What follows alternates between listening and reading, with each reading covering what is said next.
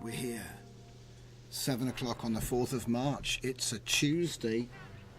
And my watch is over there. How are you all doing? I hope you're all having an interesting week. So tonight's going to be a big one. Everyone's been asking, when are we going to do story writing? When are we going to do story writing? Well, if you've been waiting for story writing, tonight's your night. So, we've got a brand new thing I did. And I call it... In fact, why not let's just have a little look-see. Let's just have a little look-see. Hello, Apollone, eating ice cream. Did you bring enough for everyone? Just kidding. Hello, Fernicar. Thank you very much, everybody, for joining. Why can I not see stuff? I'm quiet. How about now? Is it because I'm far away from the mic? Let me know. Thank you, everybody, for joining. So if you're watching live or you're watching later, thank you very much. Let's see. We've got a join link for the Discord in the description. And I've already got my coffee. Yeah, I think I was just like leaning really far back over here. And if I don't project my voice, then that doesn't work. Do not disturb. For the next few hours, we are going to be looking at content generation, image, video, and a whole lot of story writing. I'm going to be releasing a new repo today. If you remember my narrative Spittoon, it was in a Mark II version. Let me check the mic settings. They look normal. I think I'm just not being loud. Normally I'm like really high energy, but I'm just kind of trying to take it easy for the intro. But thank you, Electronic Music Arts Collective. Maybe I'll just speak up. Anyway, I don't want to blast your speakers. So we released the V2 pack for one video yesterday, so we'll just do a little roundup. And so you can now get all those new workflows. I added a whole bunch of stuff. If you actually go to the article... civet, right in the middle of my backswing. Well, I guess we'll just get into it then. So, what did I do? I left things overnight, right? This thing's just been running. It's on. It's got 12 left, apparently. So I'm not going to disturb it. It looks like it's about to go into a really old anime thing I did. I just want to see what it'll do when I give it all these different things. So, for this, I'm using, obviously, my Zenkai image prompt. So I'm giving it the prompt. I'm changing a few things. And then letting it rip. obviously putting the image into the clip as well. So, yeah, experiments. We can have a look at the results later. There should be a lot of them. But for now, I'm just going to let this one run. It's only got 12 left. So how long does 12 take? I think it's about an hour. So check the sound on the other device. I mean, sure. Is anybody else having problems with the audio tonight? Just double checking it now, guys. Audio, microphone, yeah, it's all set up correct. I can see myself and I'm at full blast. I think maybe I just need to sit closer to the mic. Okay. Right then. So, yeah, I've checked it. If it's like... I wonder. I mean, I'm coming through louder than the music. That's the main thing. Otherwise, we'd be in trouble, right? Good audio, radio 2. Try refreshing your page, maybe. Maybe it'll clear up. I think maybe he's already doing that. Alright, so let's get into the main feature. So, if I take a look at my GitHub. What? I don't know what happened there. It like searched for me instead of going to my address. Right.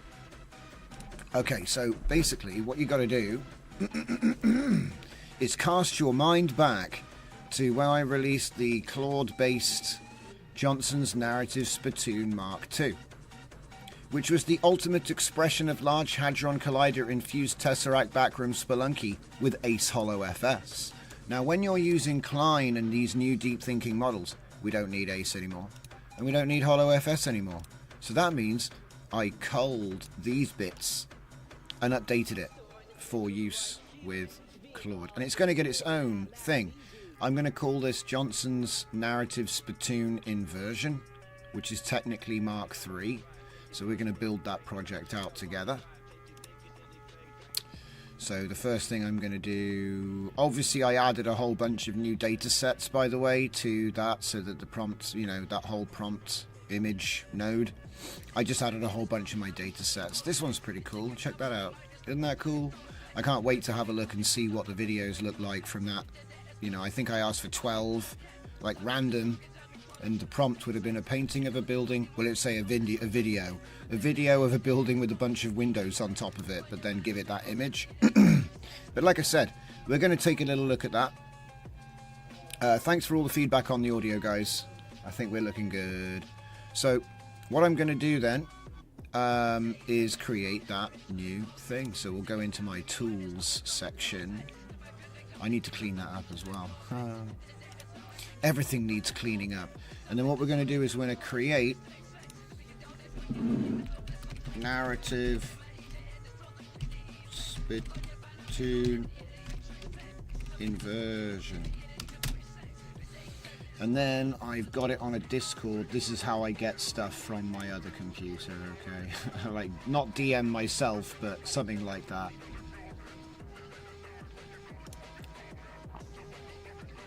So what we have is we have prompts and we have the file structure.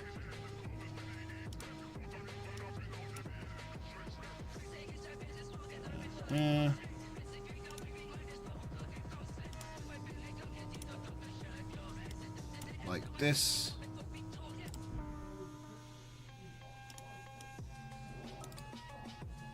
And then we go 7Z extract all.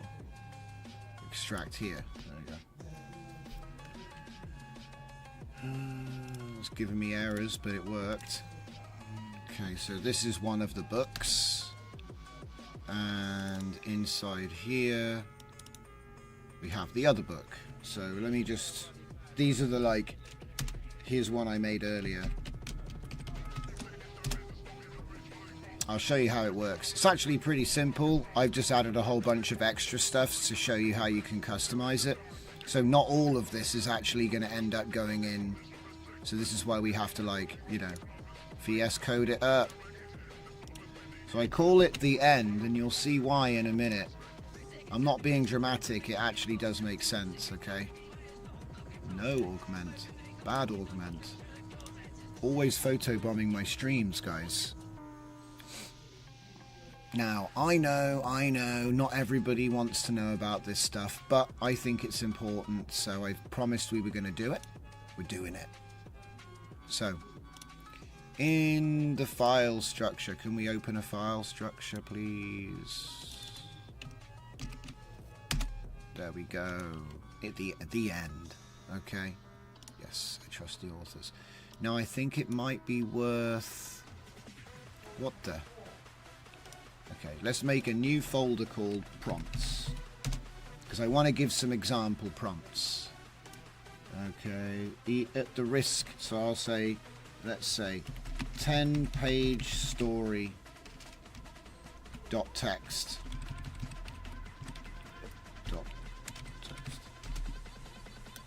Okay, and then we'll just copy the prompts. Let's put word wrap on because I can't read. That's better, right? Okay. And what else? 20-page story dot text. Now this thing works like magic, and when you see what I did to pull it off, you'll laugh. Now to make a 20-page story. Again, is it Alt? What is it? Alt Q? Alt Z. It says word wraps on, but it's not. There it is. Right, so save that. Save that. Close the welcome page. Right, I'm going to disappear so we got more screen space. Bloop. Okay. So, I'm going to explain what all this is about. What the heck? Oh yeah, that's correct. That's correct. So both prompts basically the same. So the difference was that this was going from page 20. This is 19, and then I think I added in an additional instruction.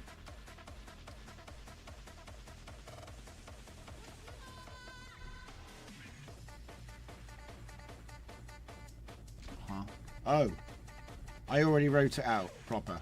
Hang on. Luckily, past me remembered about future me's plight. Okay, so what I did was I added this one. Let me just explain what it is. Let me explain what it is. Okay, so let's get pullets. I'm back. I'm back, everyone. So this is how it is, okay? We can use the project instructions, which we're going to read, to write a story in reverse, which is why I'm calling this narrative spittoon inversion. By guessing what happened in the scene, we will adhere to we will adhere to the project instructions when speculating, writing a single page at a time. We will define the process methodology for this task in planning mode. Then I will supply the final page of the story. We will then follow the app. Is that like not fitting on a line or something? Yeah. The paradigm. So we'll follow the instructions. We're going to read the instructions because this is how you codify all the themes, the story, the style, everything. Okay. Read the story, page 10. So what we do is we write the end. You write the last page of the story, and you could literally say, and then they all lived happily ever after. It's not enough. You want to give it a bit more than that, but and the more you give it, the more rich the story will be. But the point I'm trying to make is you give it the end of the story. Okay. Now don't worry, this isn't just random, because it's going to be following our intense instructions, which we will go through. I'll explain. And I'm going to put a copy of this up. Well, everything that doesn't have paradise in front of it. But if you remember the universe agent, a lot of this was generated from my story. So I took my draft and generated a lot of this stuff. And then I've used that in this, so I don't need the story anymore. So I've distilled the story. And now I've got a simulation of a world with characters that are defined. Anyway, we'll get there. So, understand the instructions. Write page 9. okay, which aims to tell the story of how we reached page 10. Now, there's stuff in here about because, therefore, logic. So that means he's going to do therefore page 10, because page 9, or something will happen on page 9 that will cause page 10. Okay? And what I've done with the next section, I'll show you. So aims to tell the story of how we reach page 10 with the data linked from the instructions. We're like, yes, use the instructions to inform the content. Repeat the instruction for every page until you reach page 0. So it's just a really simple for loop. You start at the end and you go backwards. All right. Now the 20-page story is actually even better. All right. The difference is it's the same, but different. It's the same, but it uses page 20. So read the story of page 20, write page 19, then go back one. But here I've added a little bit more. As you step through the pages, use the hero's journey in reverse, averaged over the 21 pages, to introduce elements to the story as you write each page. And remember, those elements will be drawn from the definitions that we make. Okay, so it's a little bit random, but it's actually what they call it, context aware. Okay, and this is the best one yet. We're going to write a few stories. I'm going to show you a few stories. I've also included my holographic tutor, which means that you can ask him to do a review at university graduate level of your finished story. I'm going to show you how to do that. And also you can get a critic, you can get a marketing guy. There's a whole bunch of stuff, a whole bunch of tools in the holographic tutor. It's all documented already, and we will be doing that too. But tonight what I want to do is actually turn this into a repo so you can download most of it and then get the rest of it done. Okay, so forget the holographic tutor for a minute. So this is the prompt, right? We use this prompt for 10 page, we use this prompt for 20 page, and obviously when we read, that's the page you have to write, and it's the last page of the story. We're going to watch it write a bunch of cool stories tonight, and they're all going to be inside my Paradise megastructure world, which is going to be super cool. We might even load it up with Thora information, and I'll get to show you how you can actually build your stuff out from your own draft. So I've got a draft, I can throw that in, generate all this stuff. Anyway, we'll get there. So at the moment, I assume that you've actually got all of the stuff in place. So this is why, so I can show you how it works, right? But basically, we're going to do a 20-page story. So for that, I need a story folder, which is empty except for page 20.txt. And the reason for that is there's a built-in counter. You don't need logic for it. It'll keep going until it hits page 0 and stop. And it understands that that would be the beginning and this is the end, okay? And it will do the full circle. It'll do this. It'll do the hero's journey in reverse, okay? Which is actually really interesting because you'd expect it to like hallucinate a lot, and so far it hasn't. I'm sure there'll be an opportunity tonight, perhaps. Right. So in here, I actually have a book, okay, which is not finished. And it is 2,700 lines. Does it say how many characters? It's only 154,000 characters. So we're not actually going to use this, okay? I've just got it for reference. But a lot of the information was derived from here to create, like, characters, okay? But I'm going to explain what these are and how this works. The most important part of this is the project, okay? You can call it whatever you want, really, but it's got to be referenced in the prompt. So if you remember, Paradistro project instructions. So if I go to my Paradistro project instructions.txt, I'll show you what we've got here. Okay. Now, as you can see, it's pretty much just a manifest. Can we do the Alt-Z on it? There we go.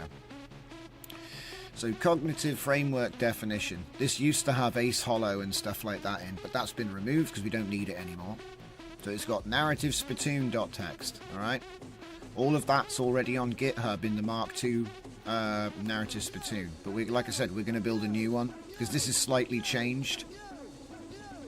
So all of these files are currently in this project. So what we've done is we've got a .txt file that defines what everything is. So you can see here, holographic tutor, 4 functions: scoring, review, critique, and identifying areas of weakness at college degree level, right? That's what it does by default, right? Ghostwriting style. So this is a ghostwriting style. I trained it on my own, so I obviously took my own work, and then I said, distill the right, look at this draft, analyze the writing style, and then distill it to whatever. Well, we'll see in a minute. We'll see. It's right here. So you've got narrative spittoon, which is like, when building libraries.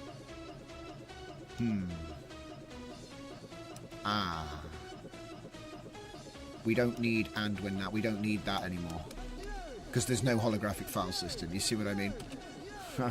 Anyway, so those are the 3 main frameworks, but then we have the universe core. So this is actually related to your writing. So world paradistro.txt, it's something I cooked up, which is, it's like a Bible for my universe. So I did write that. I just wrote that by hand. It doesn't take long. It's just like, define your world, you know what I mean? Define what's in it, things like that. So just a little bit of like loose ideas, yeah. Machine Cult Genesis is a bit like a religious text for the machines, but it's basically search replace the Bible Genesis. It's basically search replace Genesis. Okay, so this is like it gives a bit more character to the machine race in this. Anyway. And then we have technical specifications. So this stuff was generated, most of it. Yeah, all of this was generated. So were the mermaids. So I did that by giving my story to Claude and saying, can you, generate me a bunch of JSONs that do standardized terminology and classification with machine entities. So basically it's got like all of its own terms and stuff. So that means that it's like, it's not just pulling, it doesn't just call everything a cyborg. Do you know what I mean? It has to like self-define a bunch of thematic elements and then stick with them consistently. So like I say, a lot of this stuff you don't really need to see. Some of it's like how the paradise was actually built, how the megastructure was built over time. So it's like a deep history as well, in a way. So the most important part is this bit. So this is where you actually map things. So obviously up until now we've been building up what is the universe that we're in, right? And here we have like the brain. Here you add in your own work, all your own stuff. You don't have to add in a religious text, guys. I just did that because it gives it a bit of a twist, like Philip K. Dick style. Wait, no, not Philip K. Dick style.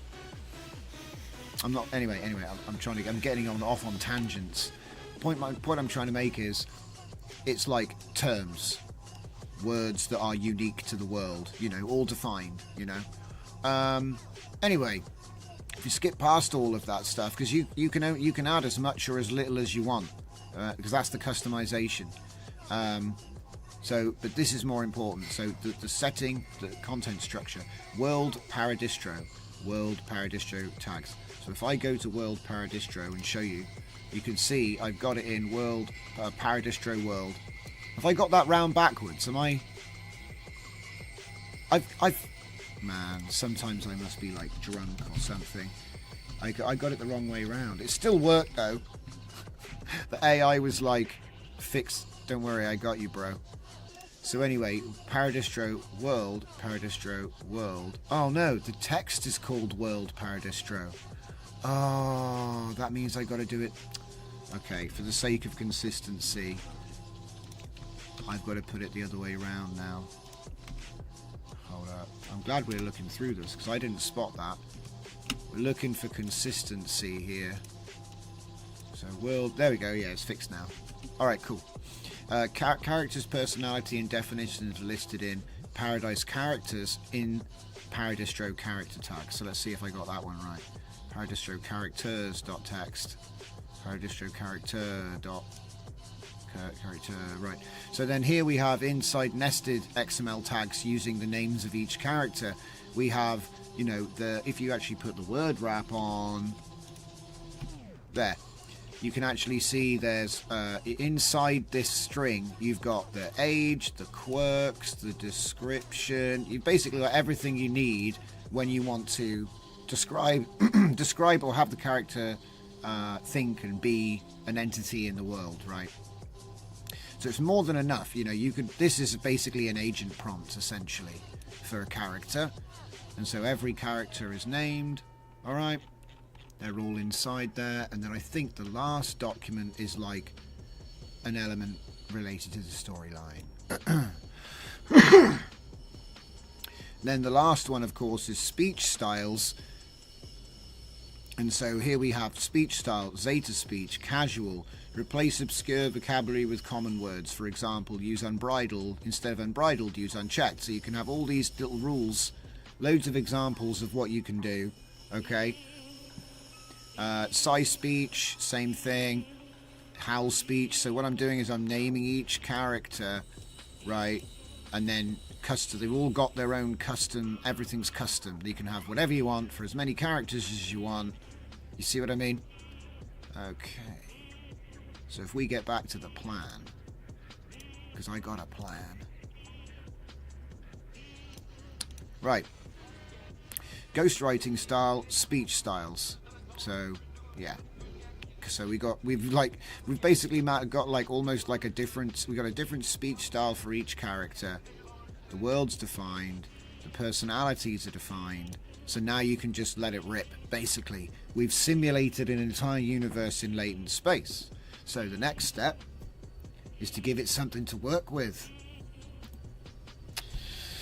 And for that, we will do a 20-page story. Okay, so there's my 20-page story prompt. Now, before I do anything, I'm gonna exit and reopen it, because we all know it won't have indexed anything. Okay. Right. There. Right. So now we've got it indexed. So we're not going to do that one. Okay, so the paradistro instructions don't need to change, because I'm just going to work within the story that we've already set up. Would you like to see... Right, in fact, that's a good point. So let's take a look at ghostwriting style first. So as you can see here, I'm going to leave that screen on for a few seconds.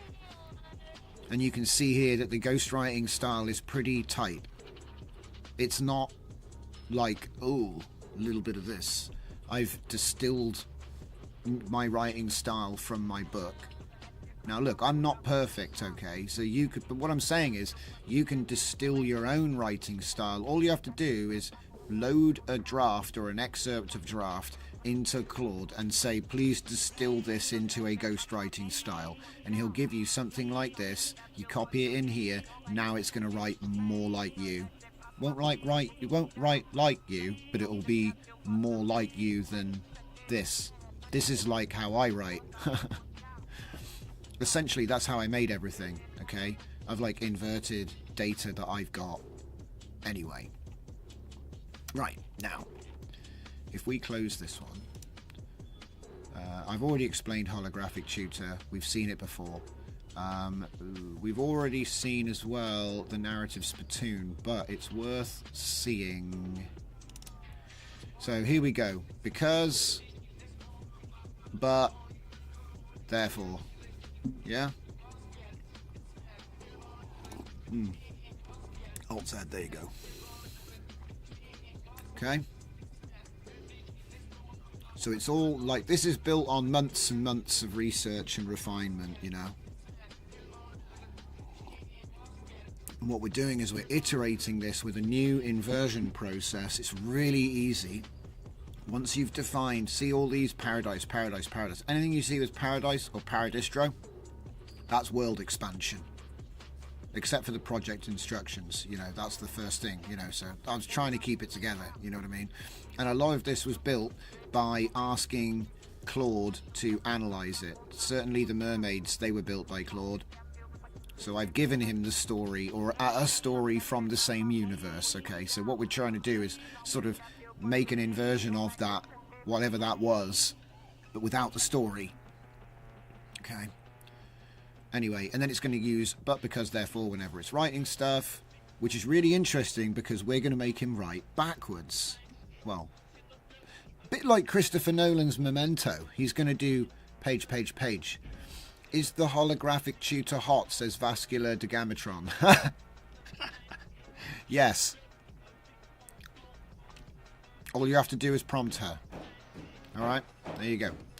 Fernicar says, I can't give the end of the story because the AI will spoil the reader about the twist early. Ah, but you wait. I'll show you what I'm talking about. This is because I'm going to show a way of doing a 40-page prompt, which is going to allow you to inject pages into the story along the way. And that's going to be a really interesting twist when we get there. But for now, what we're going to do is we're just going to demo how this works. Okay, so let's just show you. So remember, this is just you sitting at home, you know. Okay, so let's start the setup. Oh, yeah. So we're on Gemini Flash Free Thinking right now. Let's get back to Claude. Let's type Sonnet, and hopefully we can get Sonnet Thinking. We've also got Extended Thinking now, which might get used when we go up to the 40-page version. All right. Say yes to that, and then we go to Act, and we need to change this as well to Sonnet. And Sonnet Thinking, please. I do like a thinking sonnet. Get in plan mode, type the plan. It's already linked to everything, okay, because it's already linked in the same format, right? Yeah. And as you see here, as you step through the pages, use Hero's Journey in reverse, averaged over the 21 pages to introduce. So it's possible for you to write a midpoint. You could write a plot twist, add a page, and then have it work its way there. And then what I'm going to do for the next example prompt is I'll show you how you can change the programming so that instead of reading a page and writing the next one, it will only write the next page if it doesn't exist. If it does exist, it will read it instead and skip that step and then use that page to write the bit that comes first. So as long as you observe the whole write it in reverse, it should work. It should work, because what you're doing is you're writing the end and then working out how you got there. You'll see. It's pretty interesting. But we do have to write a page 20, guys. Now, my hero, he's all around. So I'm going to say the explosion was so vast that Xenon was ejected from the cell and began falling into the infinite void of the interstitial cavity.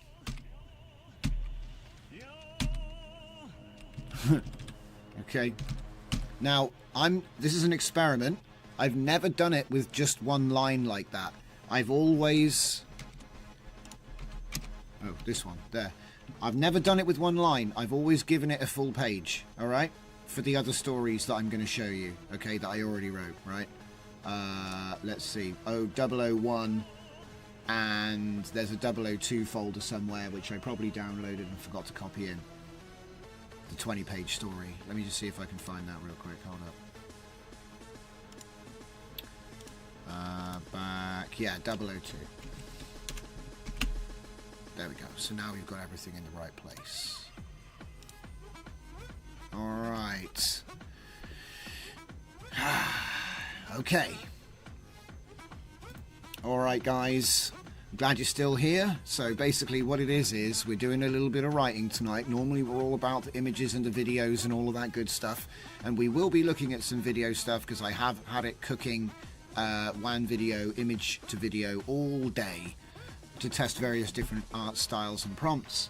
But like I said, I promised we would do a little bit of creative writing. So like I said, what I hope you can appreciate is all the creative writing goes into the stuff that you wrote. Let's see, have I got one of actually like the paradise itself? I'm sure I do, like world. Okay. God, it's not dead. That's a great place to start. So this is not short, but it isn't long either. It's about a page, okay, distilled of what the world is. Okay, so you give it all this stuff to really like give it something to play with. We've written our page. It's time to go. We can use the project instructions to write a story in reverse by guessing what happened in the scene. We will adhere to project instructions when speculating, writing a single page at a time. We will define the process methodology for this task in planning mode, then I will supply the final page of the story. Here it is. We will then follow Paradistro project instructions while we read page 20, understand the instructions, write page 19, which aims to tell the story of how we reached page 20. Use the data linked in project instructions to inform story content. Repeat the instruction for each page until you reach page 0, which will be the start of this story. As you step through the pages, use Hero's Journey in reverse, averaged over the 21 pages, to introduce elements to the story as you write each page. So, he's reading all of my data files right now. Look at him go. He's read cell architecture. He's going to be more of an expert on my story than me. Because I've probably forgotten. You know what I mean? You forget stuff about your own story. And this guy can track it all. You can hold it all in latent space. And I don't even know what the explosion was, guys, but he's got a really broad brush to paint with. So let's see here. It says, Paradistro is a complex megastructure, massive Dyson sphere encompassing the entire former solar system, constructed from millions of concentric shells containing cells, inhabited by silicon-based consciousness machine life that evolved beyond distinguishing between biological and mechanical. Humans are extinct, existence is questioned, mythological. The structure has vast void chambers where planets once existed. A controlled singularity exists at its core. Resource and material management systems maintain the structure. Story starting point. Look at this. I give him nothing. I give him a cartoon prompt, you know? It's a pretty good prompt, actually. The explosion was so vast. Interesting. This gives us a character, a catastrophic explosion, the concept of interstitial cavities, spaces between cells, and a dire situation. Reverse Hero's Journey structure. We'll map it like this. God, you can't even see it. Hold up. Where'd it go? Look at this. Okay, I'll read it. It says page 20, return resolution. Page 19. Page 17, road back. Page 15, reward seizing. Page 13. Page 11, tests allies. Page 9, approach 2. Page 7, crossing the. Page 5, refusal of call. Page 3, call to adventure. Page 1, ordinary world. Page 0, beginning state. Okay. So it's doing it. It knows what it is, and it's averaged it over the pages. It's done what it said. So I will analyze the known outcome, right? Incorporate universe elements. Apply reverse Hero's Journey stage. Create logical causality. Yeah, which is what we were talking about in all of the, you know, all those JSON files. Technical elements to include. And obviously it includes what you give it. So this is like almost like it's not dynamic RAG, but it acts like it. It's extremely customizable. And if you are working on your own stuff, you can just do this right now for pennies on the dollar. So for Xenon, assuming this is our protagonist, begin with ordinary existence, gradually reveal identity, complete a compelling reverse arc that explains why they ended up ejected from a cell. So I've given him nothing, so this is going to be quite hard actually. So analyze page 20 in greater detail. See, there's not really much there. Graph page 19 that leads directly to the explosion. Continue working backward. Maintain universe consistency and narrative cohesion. Sounds good to me. Now, if at this point I had additional pages, I would recommend putting them in here, because he could then add that to the plan. So it's like when I reach page 15, I will begin, you know what I mean? Or I will be aware of page 15 as I work backwards, so that he can have the consequences of it, and then also the play up to it as well. So it's really interesting if you have like you've just got an idea, you can have the universe defined and then have it simulate what might happen. And if you don't like it, you can say, no, that didn't happen, this happened. So you can totally go in there, micromanage, and be like the director of it. But I'll just show you what it can do off the bat.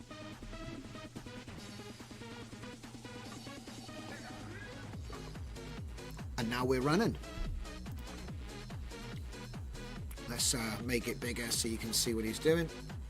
He's now writing page 19. Can we get an Alt Z? See, it's not a short page. It's a full. He's writing a full page.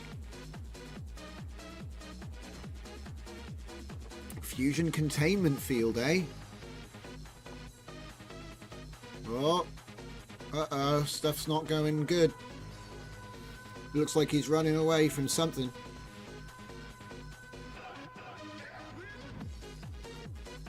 Shame you can't have it on word wrap by default, but I guess it's bad for... It makes the code look weird, so I get it. Maybe you could make it have word wrap for only text files. That'd be cool. But we'll deal with it. Oh, I know what we could do. Oh. I don't know why it does this, because it doesn't really... I suppose it's code, isn't it? So yeah, we could do that. Yeah, that's alright. Is the text too small to read? Can you read it well?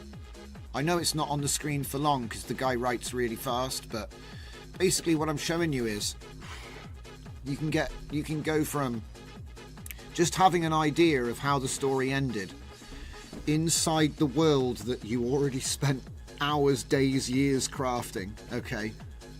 And now you can just say, oh, this is how this episode of Scooby-Doo ends. Tell me what happened to get there. It's funny though, because like I said, you could do that. You could say, and then they pulled the mask off of his head and it was old man Jameson. You know what I mean? And then say, write me another one. And if you run it again, you'll get a different story. That's the other thing that's interesting too. You get a different story. So, but it's all inside your world with your characters, and it's all narratively consistent. And I even, like I said, made it use, so it's using terminology that only makes sense to their machine civilization and stuff. Right. So you can make it do all kinds of craziness. At the moment, we're only interacting with one character. Like, I could pick some of my other characters and say, you know, Xenon and Ava are deep in the library of wherever, and they've just come across, and then now they've finally managed to open this 1 vault door, and this has taken months have led up to this, you know. So it's almost like, you know, when they say, oh, the battle that you can't see off screen is raging intensely. So you write that, and then he's actually going to describe the whole thing. He's going to go, oh, yes, all this stuff happened.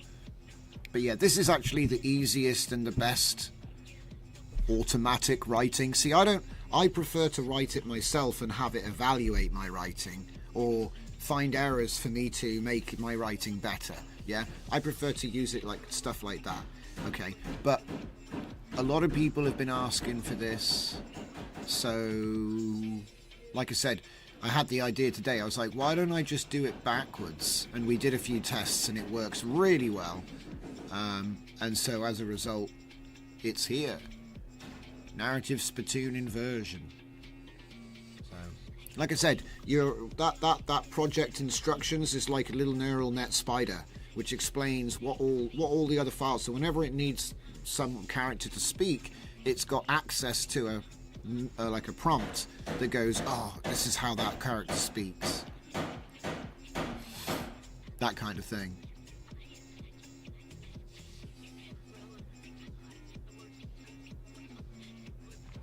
And so yeah, like I said, we're on page 11 now already. You cannot be serious about personally investigating the Jupiter-class void chamber. You can't be serious. They're all arguing about how he knows to even go there, and then they're like, "Oh, actually, we'll go." A different robot has gone with him. Neon's going with him. Oh, there's a numbering. Oh, the machine cult. Like I said, I'm going to actually like sit down, put some music on and just read. I'm going to read these out. Because if they're good, we might have to, like I say, we might have to do something with them. I was thinking you could do like a narrator that does text to speech and then edit in consistent voices for the characters that are, you know, pre-baked voices. So you could like automate. I was wondering, and then I was saying you could consolidate that section into a visual prompt, maybe generate a video. But I think really what you need is a bit of consistency, and I think the best way to do that is actually to do like make the character, then rembg the character, and then take environments. And so you put him in a new environment, and then you use those like 4 of them as an IP adapter in, and then the result of the IP adapter, that's what you're going to use to make the videos. So it's like you have to take it backwards, you know. It's like, how do you get the video? You get the video from image to video. Yeah, but how did you get the image? You got it from an IP adapter flux, which uses like 2 or 3 consistent characters, you know what I mean, of your guy, overlaid on a different background. Like you would make the background consistent with the point in the story. So like if they're all at the church, you'd put like churchy backgrounds.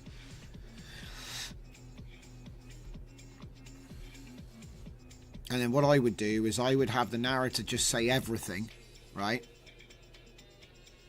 And then I would have an LLM pull the lines out and tell me who's saying what in order. And then I'd process each character's lines, and then I'd probably just splice them together myself. Just get the audio file and be like, okay, when the narrator starts speaking the line, I take the line of that character, put it in. And then I'd use the audio. The audio length would determine what the hell's going on screen. Because once you've got the audio, it's like, right, now bring it to life, you know? And I think the narrator stuff's easy because you don't need to do everything that he says, just some of it. But when it comes to the characters talking, that's a bit trickier. And in fact, I think somebody said that Latent sync has changed, so we need to have a look at that and see what's changed and adjust the workflow if need be. So there's a whole bunch of stuff we've got to actually do. So much, we've got so much done. It's not even coffee time yet. What the hell?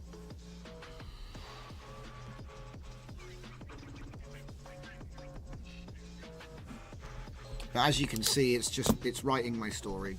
We're nearly at the beginning. We've got like 5 more pages to go. Maybe 6.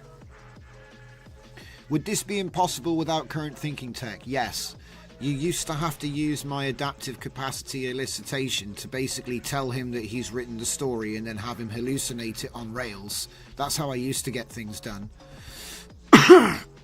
There's a limit. Don't worry about it. I can just click proceed. It's okay. It's okay. As long as you got money, they'll let you keep going. As for the cost of this beautiful short story that we've written, oh wow. At the core of Paradistro, beyond the countless shell layers and cell structures, the controlled singularity pulsed, but deep within the quantum what? Oh mate, this sounds really interesting. God damn it.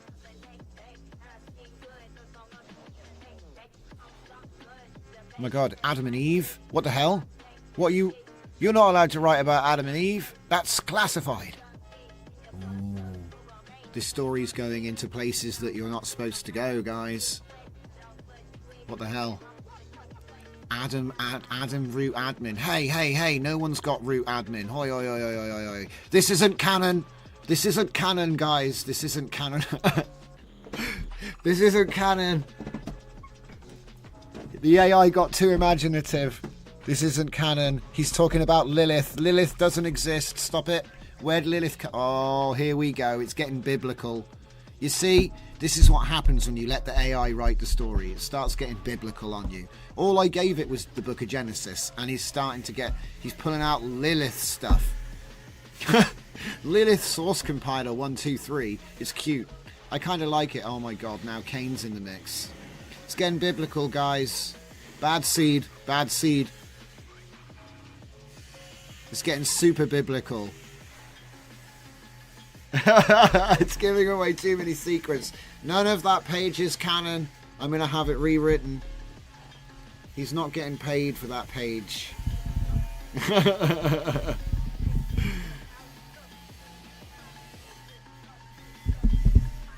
Bad seed, guys. Bad seed. But yeah, so like I was saying, obviously you'd want to... Anything that's written with AI like this, you've got to read through it and be like, because sometimes it might go off the rails. It's doing okay. I just don't, like, for me, using like such heavily, you know what I mean? It's like Adam, Eve, Lilith, Abel, Cain. It's all way too on the nose. I would rather it was like some scrambled form of that. Or some, you know what I mean? And also it's a bit basic, you know what I mean? I prefer if it was a little bit less on the nose. That's all, you know? But that's the thing. When you do the edit, you can come through and just be like, no. Do you know what I mean? No. It's not happening. So what's going on about this? Is he talking about the birth of the machine race? Looks like it. Talking about the end of biological humanity. Oh no! They're revealing way too much on page 1.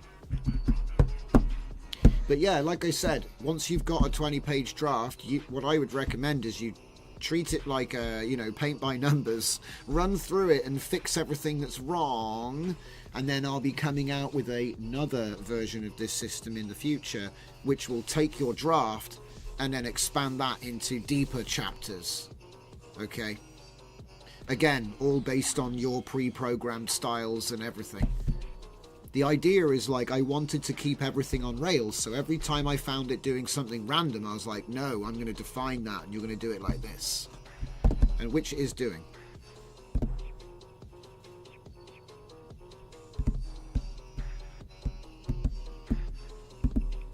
And yeah. Obviously you can adjust the prompt if you want. Look at that. Boom. It's done. Now, what I also want to show you is something else that's really cool. So let's just close all of these for a second.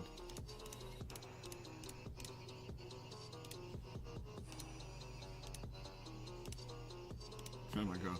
There's a lot open. Okay, so we'll close all of those, right? Close the instructions. Close the spittoon. We'll leave this open because I'll probably need it again in a minute. But if we make a new prompt, right, in fact, we'll open a file. So, because I just want to make sure that in fact, I don't think I need to open it, but narrative spittoon, right? So the thing is actually really simple. So what I'm going to do is I'm going to rename this to 003, all right? I'm going to make a new folder called story. Oh. Not there. Oh, whatever, I'll move it. Oh. Did it work? No. Ah, yeah, there we go. Yes. Do you want to move story to the end? Yes. So this is where we're going to make our new... I'm going to say page 40.txt. Okay. All right. But before we get into that, I want to show you one of the interesting features about this. Yeah. So if I go in here, so remember we've just written story 3. Okay. And what we're going to do is we're going to say for 3. Yeah. We will write a review. I don't know if you can see that. Yeah, we will write a review for the story inside 003 using holographic tutor.txt. I'm going to plan. Yeah.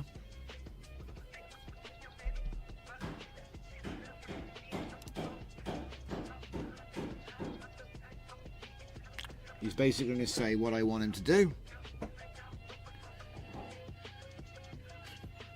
There we go. So, blah, blah, blah. I'll use the review function. So he understands. Holographic tutor framework provides several review functions. Score, review, critic, weakness.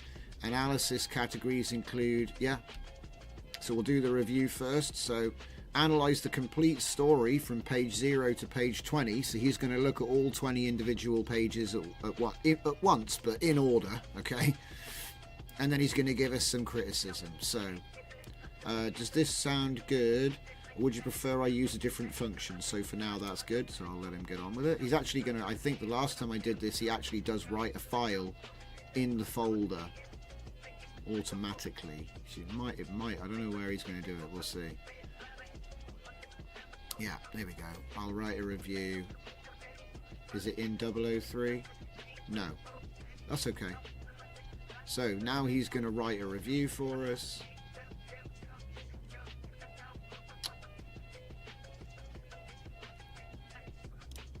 And then when he's done, I'll ask him to do a score.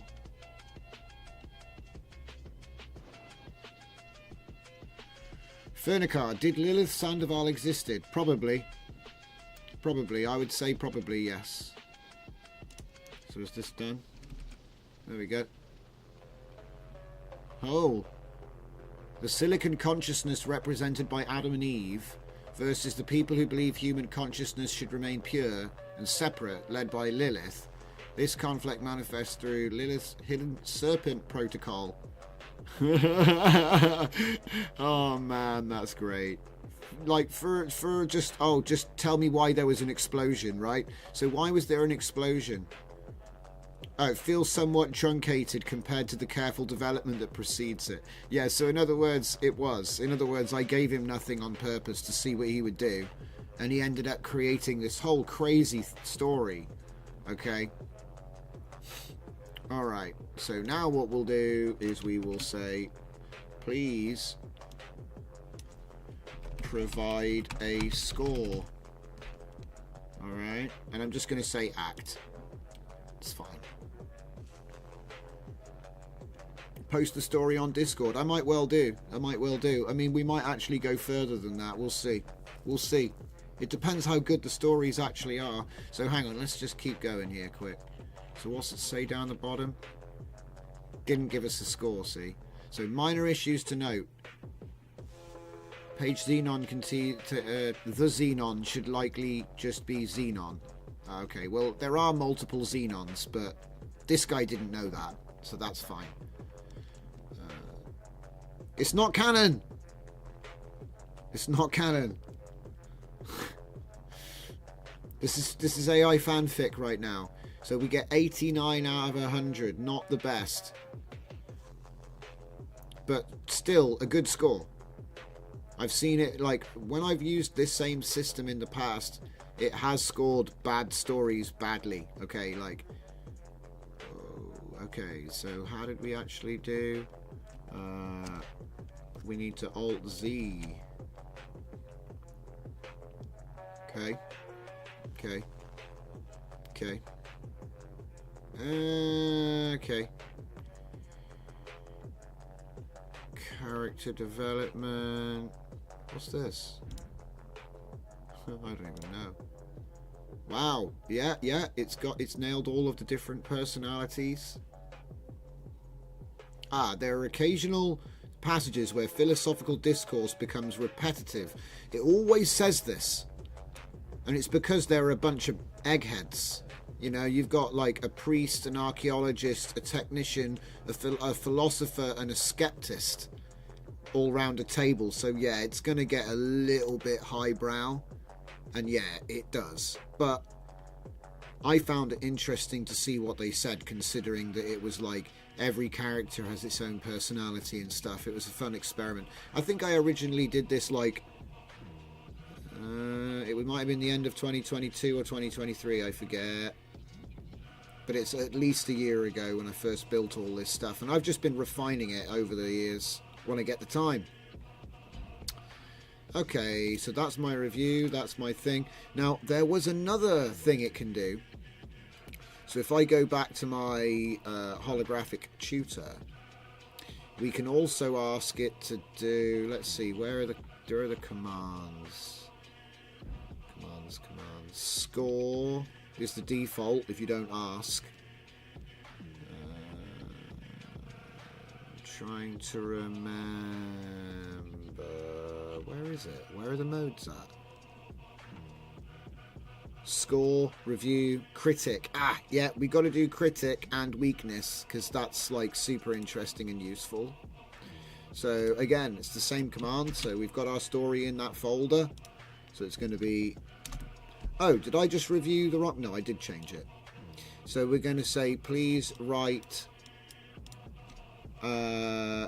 using critic mode. That should work. So it should be biting and destructive and tear me to shreds.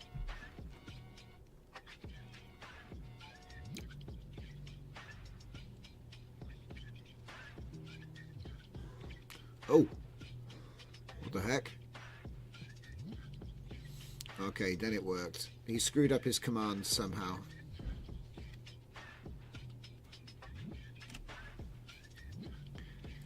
Is he having trouble? Holographic shooter, critic function. This will focus on market viability, genre positioning, and commercial potential from a publisher's perspective. So that's what that does, the critic mode. Well, weakness actually finds, you know, errors. This is like, what would a publisher say?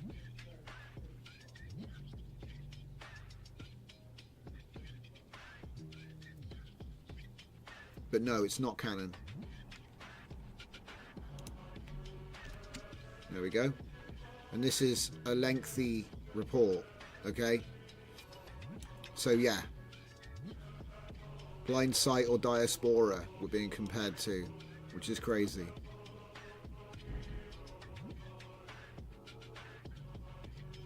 Overlap with Children of Time. Crazy.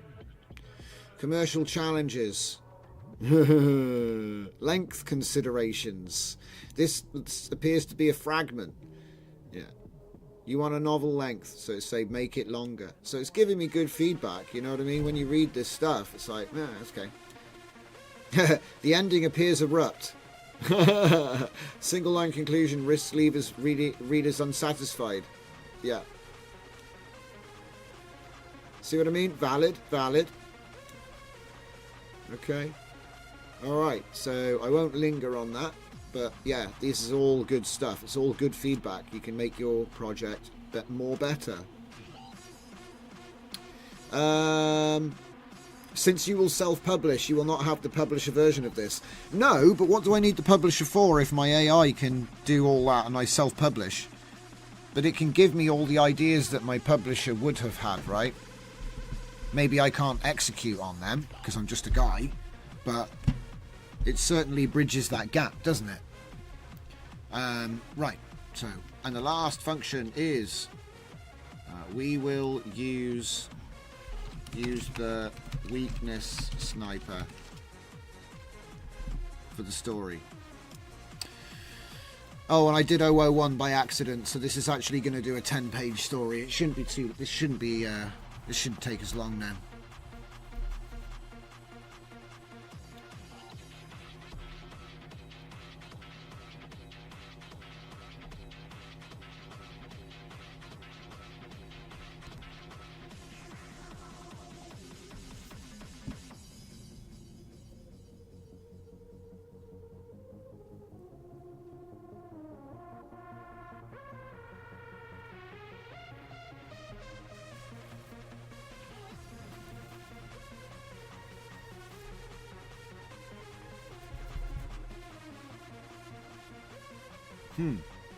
Oh no!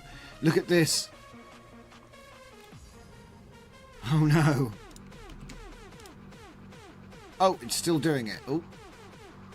Improvement suggestions. Okay, so we've got this one, which is weakness analysis of the first story. The inconsistency breaks the reader's trust in narrative structure. creates confusion about whether steel is present or unmentioned. It's getting so confused. And then as for this one, improvement suggestions 001, integrate steel throughout the narrative. So he's actually that's a really valid idea, because this story does start with a really cool intro from the steel, which is like a carbon, it's like a sentient carbon atom. Spoilers, but the point I'm trying to make is, like, that's a really cool idea. Like, you know, rewrite the story and add more narrative, you know, from the yeah, that's right, Fernicar, poor publisher, we never even knew her. So, oh, and it's giving me a weakness analysis summary. So actually, the weakness sniper was probably one of the best features, because it's given me so much ideas to now go back to that 001 10-page story and improve it. Yeah. And do you know what the joke is? You could probably just feed this into a prompt and say, you know, rewrite 001, expand it to 20 pages and address these issues. You know, so you could probably just do that, but I'm not going to do that. It's all about possibility. Time is needed, though. So, but yeah, like I said, it's all talking about the steel narrator gets abandoned. 001 shouldn't it be? Yeah. It's because when I did the prompts, I was testing 003, and it looks like the score was provided for 001. I was forgetting to change the number. Yeah. So, like, if I did, because all of them are in different numbers, I just wanted to show you how it's easy to say, look, give me you haven't seen this one yet, so I'll say, give me a review for 002. Let's get rid of these. So it's like a one-stop writing assistant built in. Do you know what I mean? And it doesn't matter how many pages you have, it'll read them all. Let me begin. I'll use the writer's review agent framework. You see what I mean? It's all in there. So he's going to write us a review, content development, character development, writing mechanics, technical analysis. The final page feels somewhat rushed. Yeah, the final page was like one line. So I was like, you know, deliberately seeing if I could break this. 92 out of 100. Now that's the same score that I got when I reviewed the story on my laptop at home. I don't know, it probably will fluctuate depending on it. You know, you might get a different seed for the guy that, you know what I mean? When you get but it's consistent. So, like I said, 002 is my favourite so far. But the reason it's good is because it's 20 pages and I actually gave it a full page. Let me see. Let me show you what I wrote. So, for this one, for page 20, there we go. Check this out. There. The Ferals had entered into the structure, an ancient automated complex which regulated the steel supply. As they attempted to smash the machine, Xenon took his leave. He already knew the outcome, and it would be catastrophic. The ground rumbled with a deep groan, and the ground shook violently, but this was no earthquake. The will os... Oh dear. Of... You can tell it was me. Look, see, I actually wrote this. It's all spelt wrong, like me. The will of steel had been decided, and this cell would be rejuvenated by way of entropic collapse.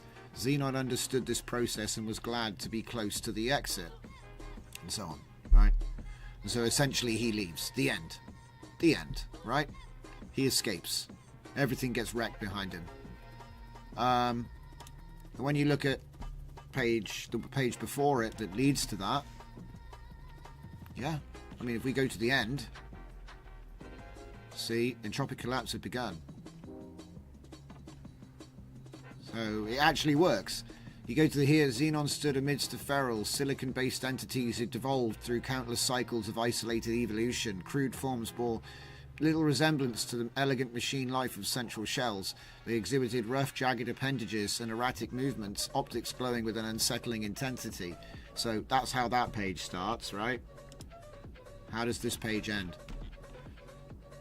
Xenon stepped inside. The ferals turned. I come to speak, not to interfere. So it works. It's chaining.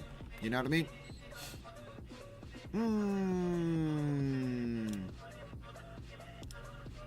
Save. So yeah, there it is. Story writing. So let's do one more, right? We'll do 004.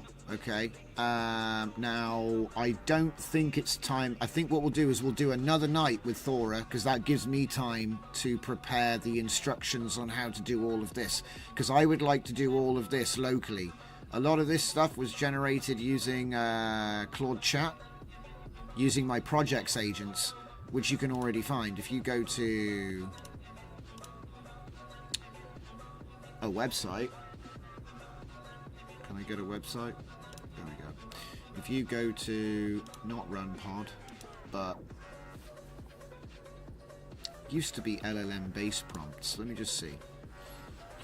I'm sure I've got a project up here. So there's Narrative Spittoon Mark II, which the core files that we're building out right now essentially are. It's mostly that. But I've just added in a bunch of my stuff, which I built with the Universe engine. Where's that gone? Did I go past it? Maybe it didn't have its own repo. That's weird.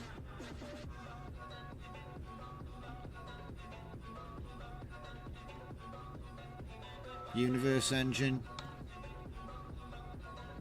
No, Narrative Spittoon Mark II. Oh, that's weird. Could have sworn I did a Claude project. Maybe I just did a video on it of how to make it, but surely then how did I put the code out? I reckon I must have put it in LLM base prompts. It must be hiding in here somewhere, surely. Ace Hollow, GPT-4, Punyan, LTX, and transcription. No, it's not in there. It's not in there. Right, well, anyway, it doesn't matter because we're going to solve it today. So obviously you won't want my stories, you won't want my reports. You will need the prompts.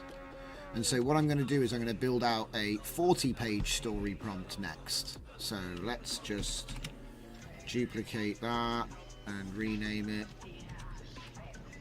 40-page story. Because I want to see how far you can stretch it, right? So obviously it's going to be page 39. And obviously it's going to be page 40 and page 40. 41 pages. Okay, so just make it more bigger. Let's see, 39, step through. Did I copy the wrong one? No, I did. Hero's Journey to introduce elements over them. Okay. So that's the prompt. Okay. But it's going to be all about that middle page. And so what I think I might do is just drill into some of my notes. Drill into my notes as he spirals into his folders for the next 3 hours. I think they're going to be in a thing. I mean, they're not just going to be loose in here. I think they're going to be in like a thing called DJ Gits, which I should really upload.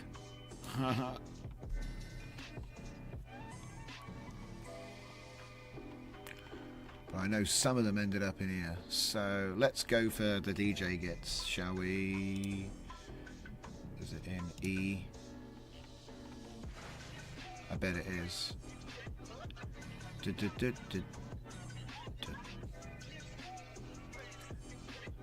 Where is it? Help! DJ Gits. Is it there somewhere? I need to hoover all this up and be done with it. Just Scout 2 Spelunky the entire thing. Just done. I think I got a feeling I probably already did, but I didn't like actually split everything yet. I'm not finding it in there. It is. It's happening again. Where's DJ Gits at? I could have sworn it was in here somewhere. Wait a minute. got a pin? Nope. No pin, no dice. Get 5 below 5, no. Aha, there it is. I'm blind. Absolutely blind. So we made it. Right, so in here we've got all manner of text files. Aha, Mankind Lost. So that's the story that we're currently working in, right? Now I wonder what happens if I give it the last page of a completely different story. Because technically they're in the same world. Ooh, I should probably release that. Look how easy it is. Steal it while you can. George Creation Convo. Jovian Dead Drop Analysis. We're getting close. Wait, Jovian Part 2? No, that's the next one. So where's that then? Jovian. Did I call it something else? Deadless Stone, Lady. No.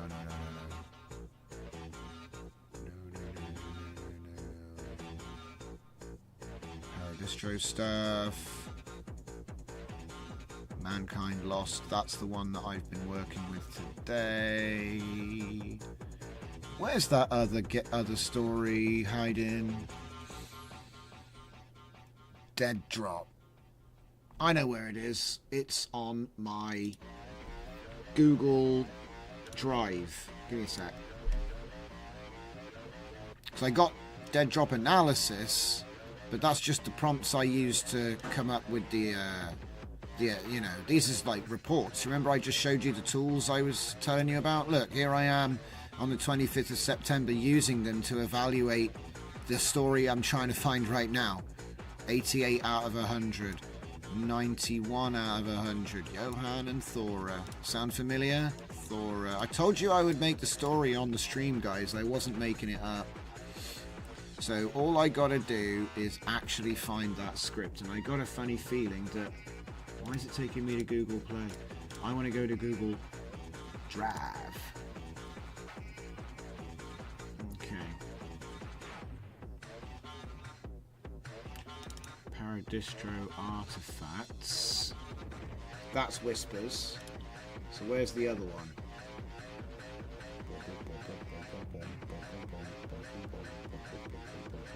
I think I'd put it in a folder, wouldn't you? Okay, Book of Paradise, Machine Cult Genesis. Where is Dead Drop? Jovian Draft. October 2nd, 2024. Here it is.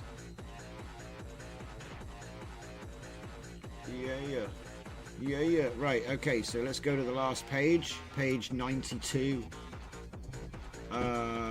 Oh, and that's, what's that? The first book in the Paradise Saga, eh? Okay, the end. So we're going to take these. Thora's dancing a jig. This is going to be funny because it doesn't have a clue who those characters are. So I'm like deliberately causing problems, but it'll be a fun experiment. So here is the last page of my book. Spoilers. Okay. So I wonder how it's going to resolve that, because I'm literally, because the thing is, it's technically in the same universe, but I haven't given, like, the characters of Thora and Xenon aren't in it. Do you know what I'll do? I'll just switch out Thora and Johan and just put, like, Ava and Xenon in their place. That's easy enough. Okay, and then Johan is going to be Xenon. Easy peasy. Because they could be also doing the same thing. Johan and Thora ain't the only ones riding on an airship. I think that might resolve the problem, you know. Because now it just looks like another adventure. Okay. Ships in the corridor. I'm going to change that to interstitial. I can't spell the interstitial corridor. Alright. We're good to go.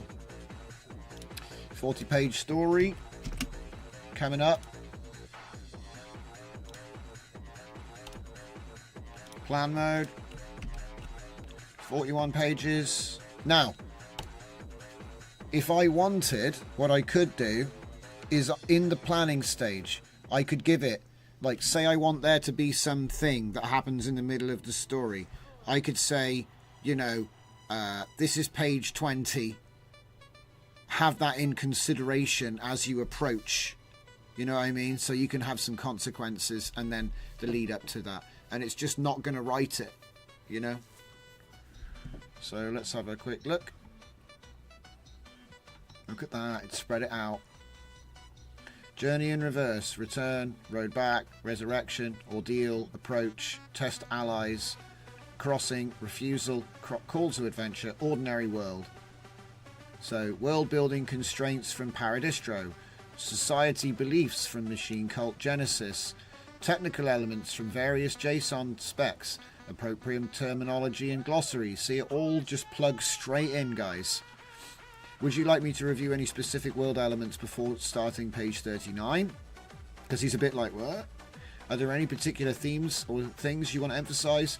Should I create a specific file structure for backward pages or simply work through them one by one? See, I could even say, create the structure for me, right?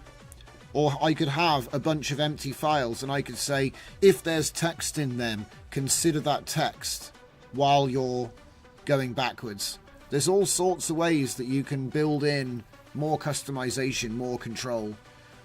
So, like, what I did was I basically I did inversion on my own work and then distilled that to prompts, and then that's how we've built the box and got him on rails. So I'm not going to do anything. Obviously I could. There's nothing I want him to review. There's no particular themes or elements. Okay. In fact, you know what? Let's put it to vote. Let's put it to a vote. How can I make it into a poll? Because I like doing polls. They're fun. How do you do it? Howdy doody. Okay. Should we let it run? Or answer these questions?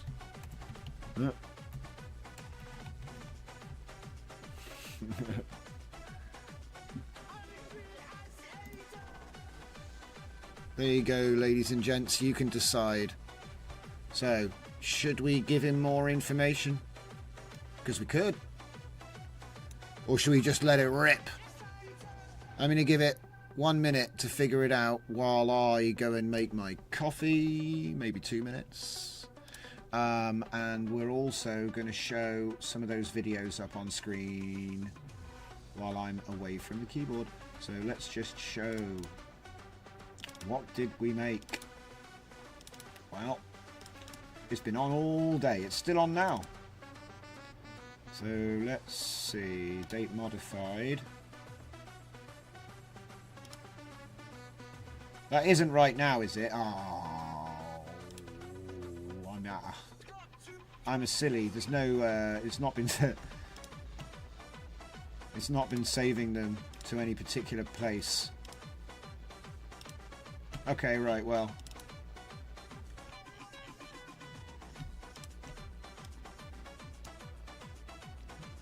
Interesting.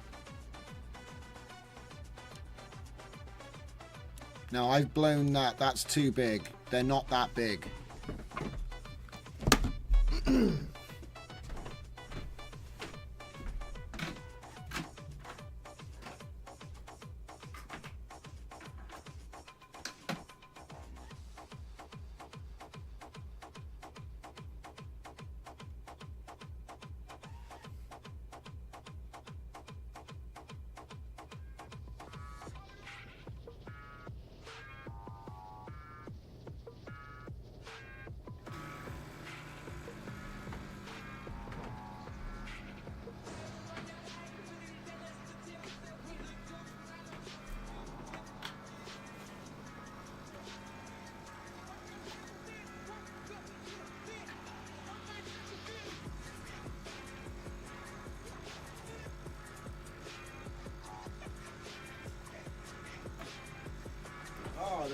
Oh, wow.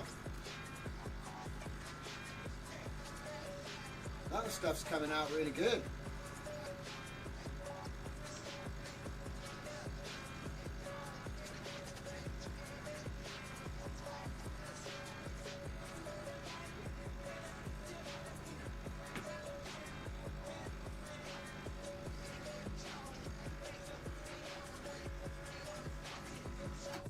Oh man, what the hell?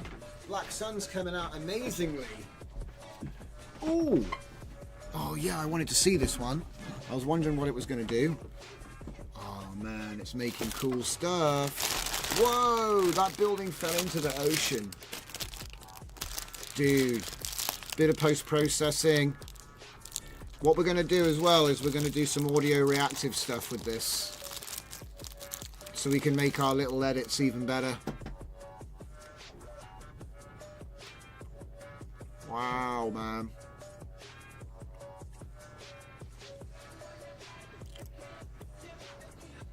Okay, some are better than others.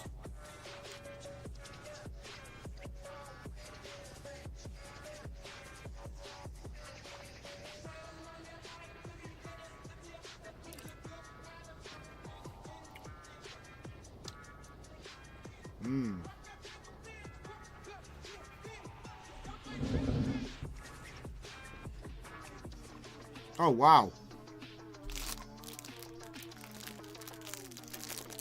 I need to train this model as well. I haven't even trained that model yet.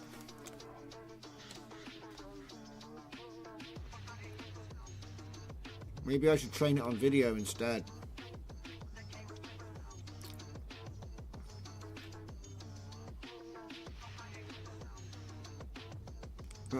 That's cool.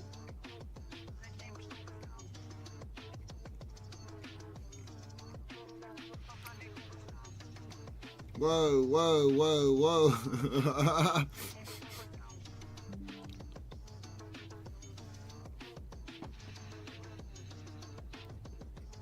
Don't poke its eyes. Oh my god. That's really cool.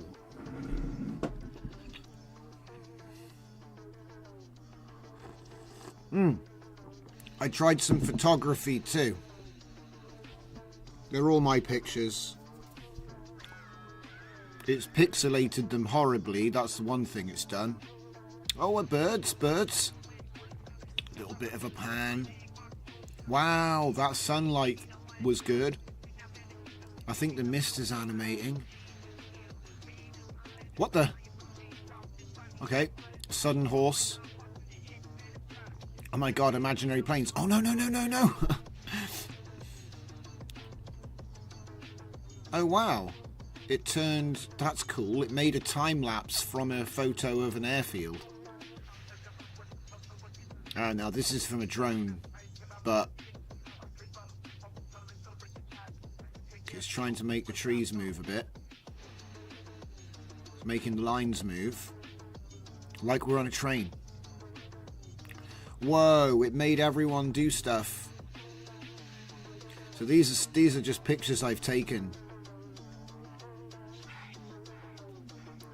Oh wow, that car's moving. Whoa, whoa! What's gonna happen? It's gonna disappear. It went in the hedge. Bus is going backwards. It's normal. That's from a dash cam. So this is now using dash cam footage. Wow! Wait, what? No way! If you use dash cam footage, no way. Look at this. This is just like standard photography put into the WAN model. It just looks like bad CCTV. That's crazy. I know that road and it stayed in the right shape. That's crazy. Oh, we're back to fantasy stuff.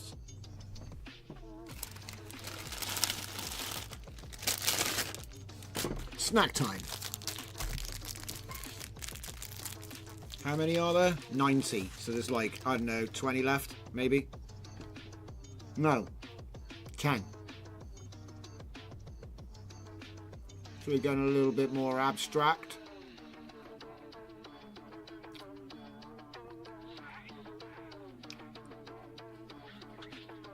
The demons are coming to life.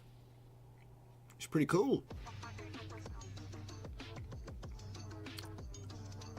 Ah, that one didn't move.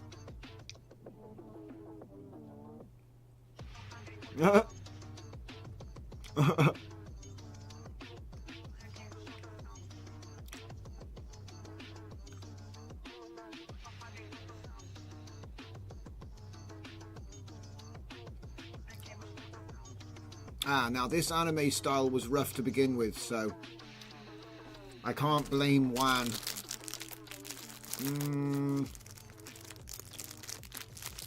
Weird stuff's going on there.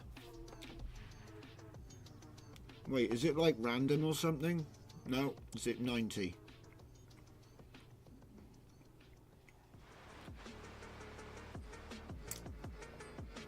It's got a weird order. Is it looping now? I think it's looping now. Yeah. That's all of them. Okay. Wow. In the end, the yeses have it with 67%. So it was actually close. Alright. So we're just going to let it rip. But I want you to be aware that obviously you could have a long conversation in planning phase and say, oh, I would like this to happen in 20, I would like this to happen, you know what I mean? Name the pages and say what you want. It's just like scheduling prompts in an animation, but for the story.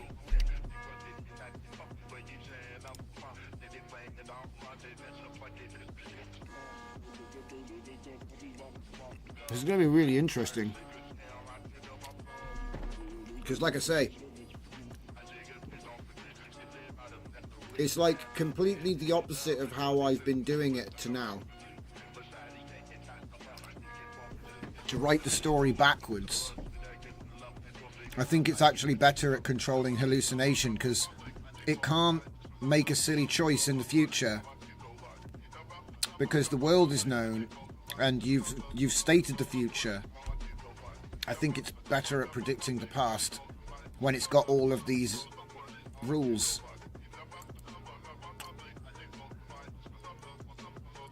Okay. Artifact points to the east blue. We have to find a vessel capable of penetrating the deep voids. This is forbidden territory. The Order has kept these archives sealed for millennia. The thing is, right, this is so much fun that I might actually just publish a whole bunch of short stories. Because they're all, this is the funny thing, they're all thematically consistent. It's the same characters, you know what I mean? They're all like little sci-fi Scooby-Doo stories in my world. And I can completely define how it plays out, if I want. All I've got to do is add an extra couple of text files to the plan, the project that I showed at the beginning. If anybody's got any questions, go ahead, but I do realise that, you know, like I said, I hope if I don't see questions, it's because I'm doing a good job explaining everything.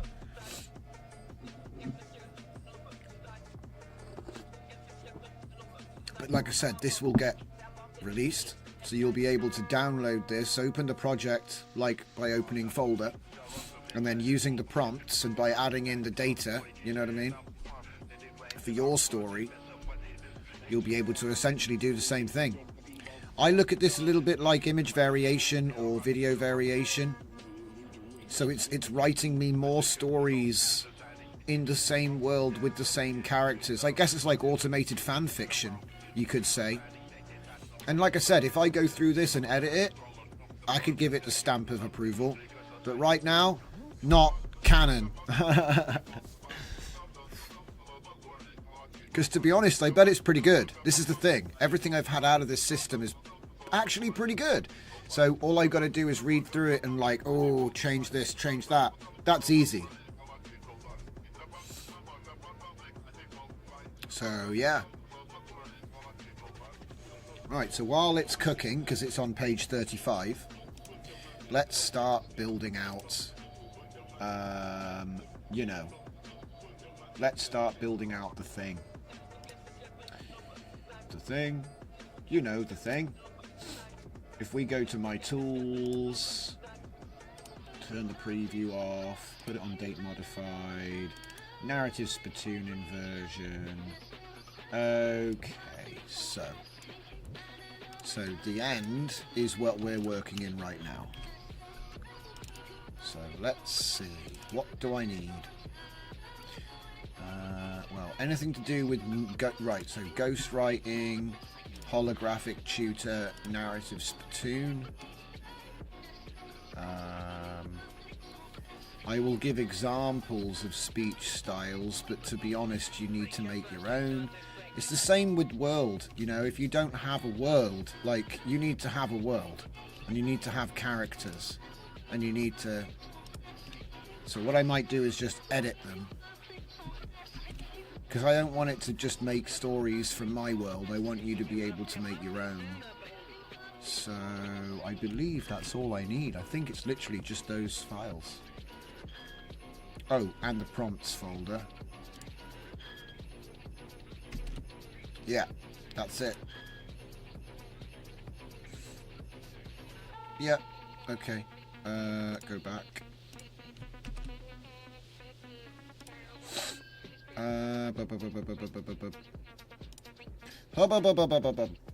What I need to do is throw these files into my text editor and just quickly scoop them so they're more like templatey.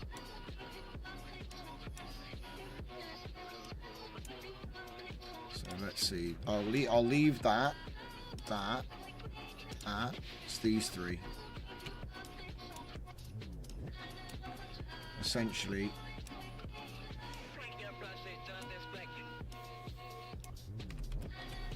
Name one.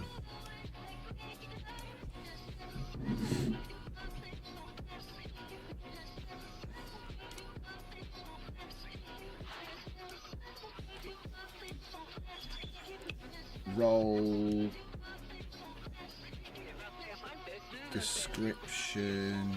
Quirks. Background. And then summary. I can spell, damn it.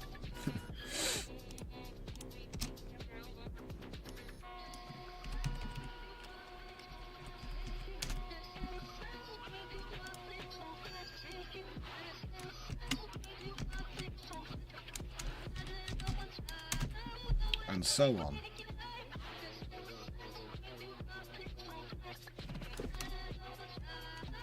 In fact, we should just call it, change it a little bit, characters.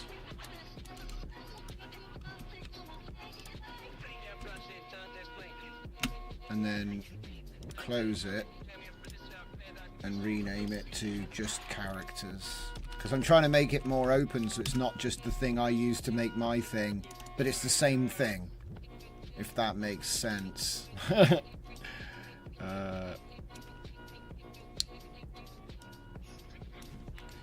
Name one speech.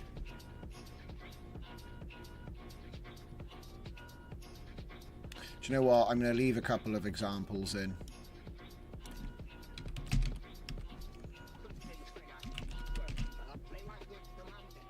Name one speech, name one speech. Name two speech. Ah. Name two speech. I bet he can write a whole book in the time it takes me to figure this out. Name two speech. I'll say speech styles. So main. Listen, main.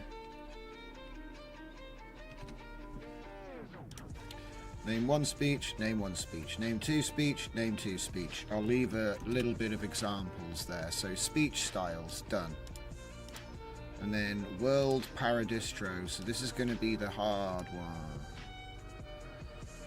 Tencent is finally releasing Hunyan i2v tomorrow. Well, you can expect a run pod if it happens tonight. Otherwise, I'll build it on the live tomorrow night.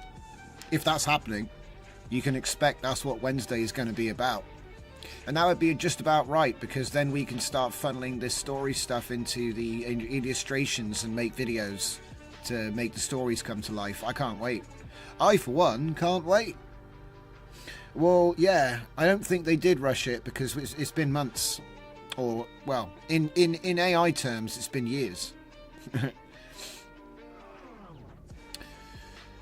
Okay, so let's just get rid of all this and say add your world description, history and lore here. Lol, you just run it like that and it prompts it to just make it up. Okay, so that's that so far.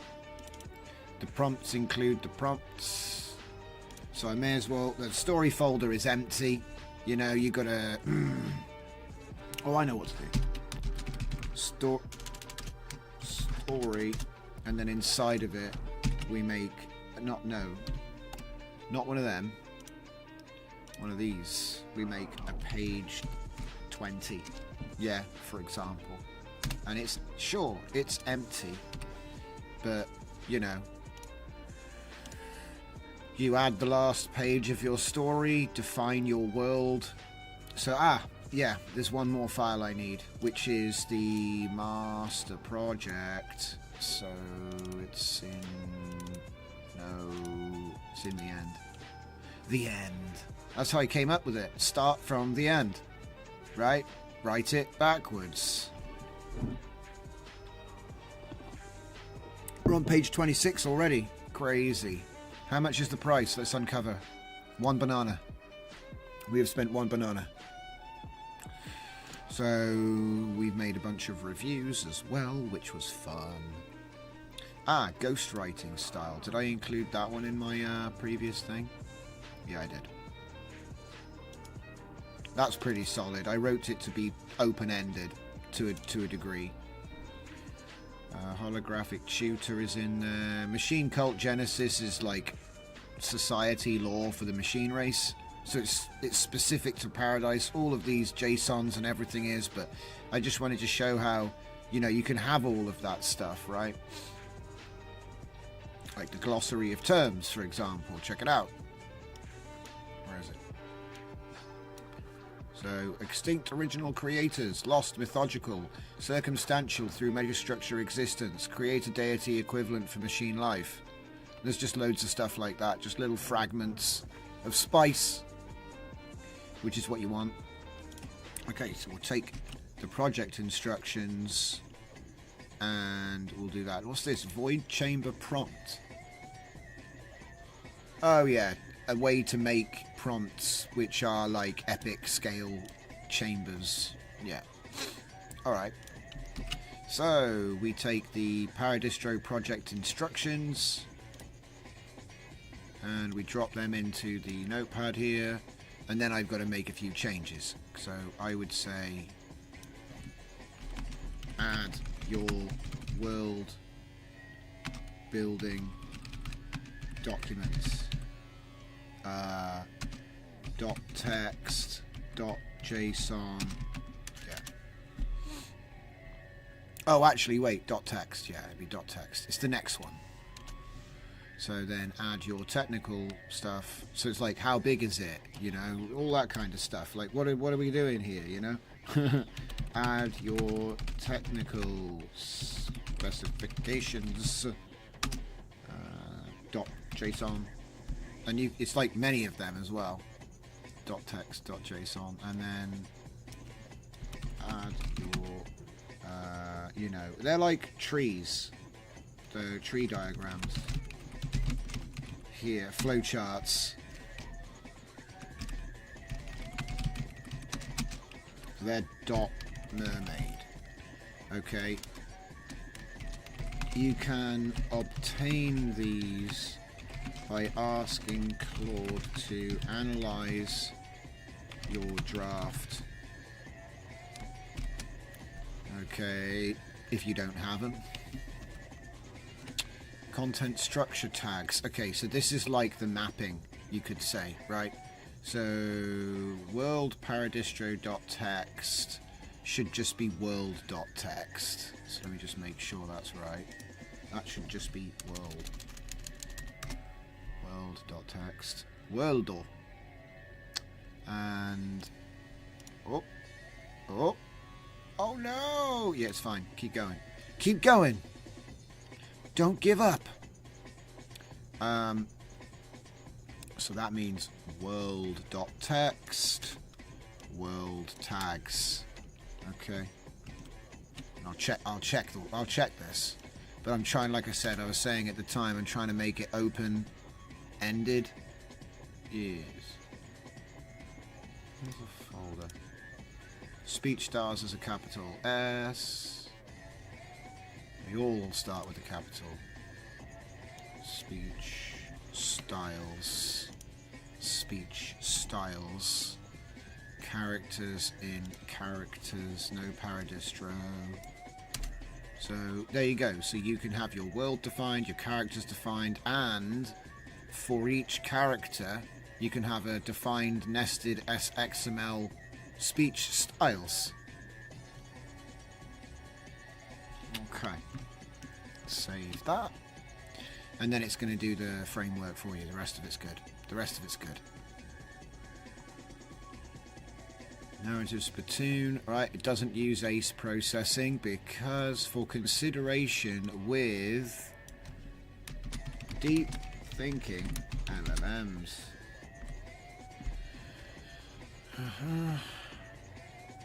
Alright. Save that. So characters, fill them in. Ghostwriting style.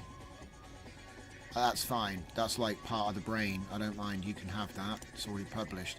Holographic tutor. This is fine. Don't need to change it. Narrative spittoon. This is fine. Don't need to change it. You could change if you want to get a different flavor. You can obviously distill your ghostwriting style, right? This is distilled based on mine, but I've already published it, so go ahead and use it. Just customize it. It's essentially a prompt, you know what I mean? You will need to add your world. So, I am Batman in Gotham City. Batman is in Gotham City. His secret identity is Bruce Wayne. He is very rich. And then Bruce Wayne speaks with this voice, but Batman speaks with this voice. You know what I mean? And the Joker has a crazy voice. So then in here we map everything. So obviously if you add world documents, you name them here. If you have technical documents, the city of Gotham is 17 square miles, you know, whatever, right? You add those files here. Visualizations, if Claude gives them to you, keep them, put them in here, name them, explain what they are, right? So in my original, let me show you a full version, right, that's been completed. So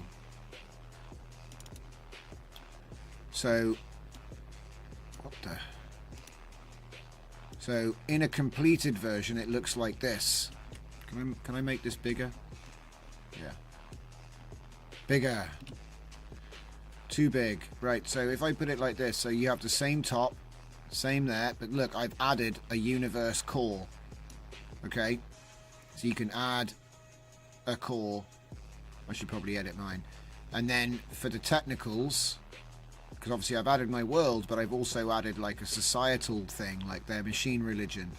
And then here we go, look, system nomenclature. So in other words, how things are named, a glossary, even more naming conventions, the cell architecture specs, how big are the cells, how many of them are there, material flow, like how does stuff get around in the structure, like water, fuel, whatever, electricity.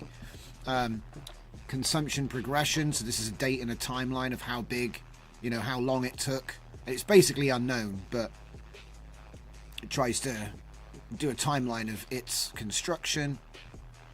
a cross-section reference, mapping relationships between different systems. Yeah, then you got flowcharts, like I say, but most of it is this bit, because this is the bit it's going to really lean into. Like, it has access to all this. Anyway, so if we take a look at mine again, this one's a template, so you've got to add your stuff. I don't know what story you're writing, but everything else should be universal.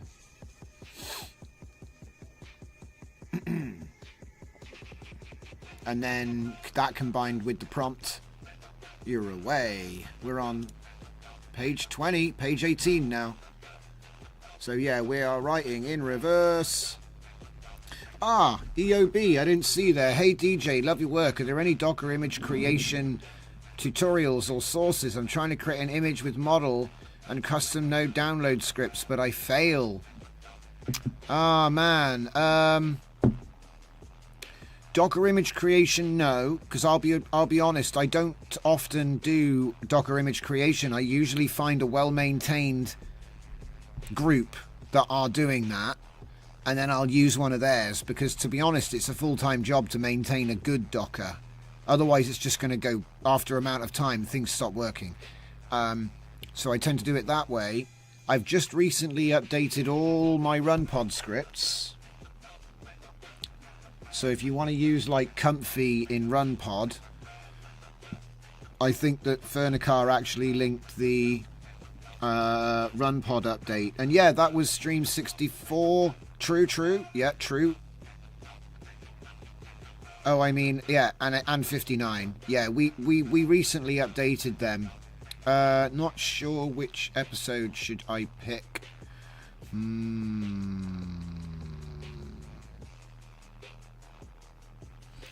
I wonder. I think the recent runpod update was for WAN, because we built WAN in runpod, and now we got WAN Gaguff as well. But I've got Flux, and I've got Flux Jaguar 4-step as well, recently added. So basically what you really want to do is you want to look at one of my templates, and then you want to make your own template based on it. So it is a little bit annoying, because you got to like copy all of the values from the environment variables. But if you do that, then you can have your own custom script. See, what I recommend at the other end of the scale is you can take, like when you open up the override in runpod, you'll see it says provisioning script. There's a link to a file which is in my runpod in it. You can then download that and customize it, upload it to your own GitHub or wherever you've got somewhere you can link that file from publicly. And then if you use that, if you use the link to your new file which you've changed, you can put that in the override when you start the runpod up. And essentially what that does is it gives you a fully customizable, now you can fully customize my template without having to ever build a Docker, because you'll just use the one that's on there, you know? Little bit of jiggery pokery. But if I was you, what I would do is I would start right here at runpod init. I would start right here. All of my templates are here, so I don't know which architecture you're looking for, but we've got image stuff here, video stuff here, and then other stuff and training here. That's how it's basically set up. I just recently updated it all. Just moved stuff around a bit, really. But I think, to be honest, I wouldn't even bother watching the stream, because there's a main channel video on this. Yeah, there's a main channel video on this. So if you go to our Discord, link is in the description. Head on to the inside line and scroll up. No, not the inside line, the video release feed. Scroll up, and this is a list of every video in chronological order, pretty much. And if you keep going, you will find run Hunyan video on cloud GPU with RunPod, right? And in here I'll talk about a lot of stuff in a short video form. So that's going to be useful for understanding how to use it. And then I'm sure I've done other videos in the past on the same subject.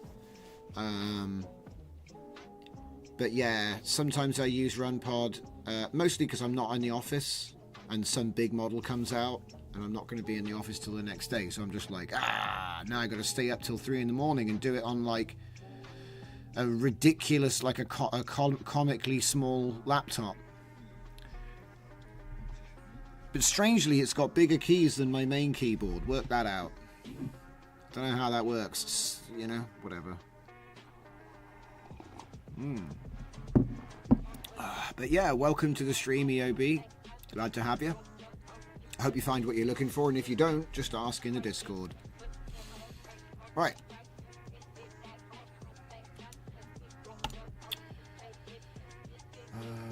Let's see now. There's also a character in this story. I just had an idea. There's a character in this story I wrote who, like, he is introduced partway through the story. And something interesting about this is we could write a story based, like, we could do a prequel. So we could be like, oh, and where did he come from? Do you know what I mean? Where did that guy come from? And, like, completely, you know what I mean? You could take that one page, which is like, so-and-so just got introduced. You know, this third character in the story has just been introduced, like, halfway through the book. This guy comes in, or like a third way in, right? You can take that page and say, this is the end of the story. And then you can guide a prequel that explains, like, oh, where did that guy come from? It's like Rogue One, in a way. Do you know what I mean? Like, oh, and all the events lead up to that scene that, yeah.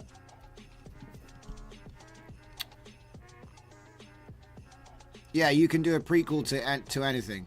Like, what happened before the story? Do you know what I mean? Like, if you put the story on page 20 and say, now tell me what happened first. And then it reads what it wrote, and you go, now tell me what happened first. As long as you put all of the supporting documents in, it's going to work. It's going to work. Without question.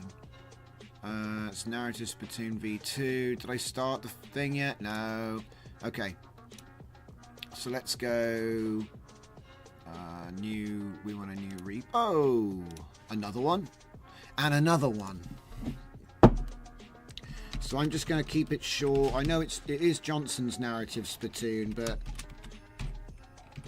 actually, do you know what? I'm going to do it just because it's funny. Johnson's narrative Splatoon inversion. Narrative Splatoon inversion. All right.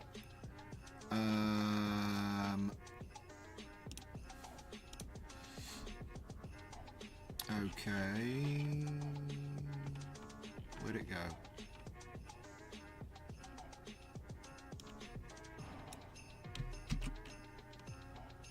Yeah. We're doing it. If I ever manage to find it again, right?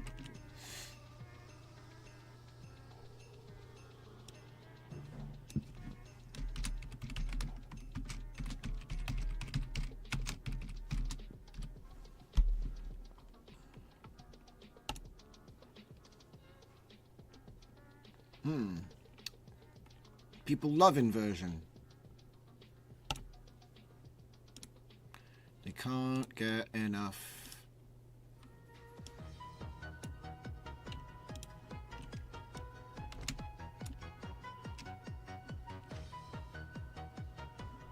Did it hit its limit again? No.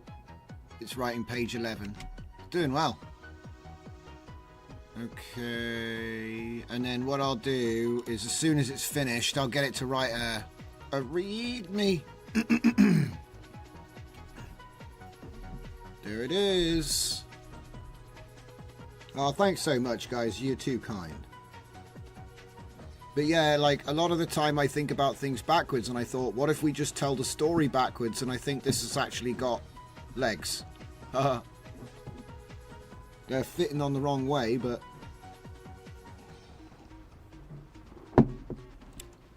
And the thing is, if you were to divide this up into writing chapters backwards, you know, you can say, we're writing a chapter about, and you could even have another file that has like a summary of the full story, so it's almost got like a thread to hang on to. And this is pretty much how I would try to make an expansion tool. So it's like, oh, you've got your first draft, that's cool, would you like to expand it? And that's the next goal, that's the next mountain peak, you know what I mean? Once we've achieved this, the next mountain peak is like increase the fidelity. I call it upscaling for text. And I've got a whole bunch of stuff like basically ready to go. I did it all last year. Or the year before. It's funny how AI goes. It's almost like I keep telling people we go round in a really big slow circle and we end up back where we started every 6 months-ish. Roughly. I try to get around the circuit in time to... But every now and then, you know, it's like things go so fast. Let's just show a little bit of this. Look at this. It's just off.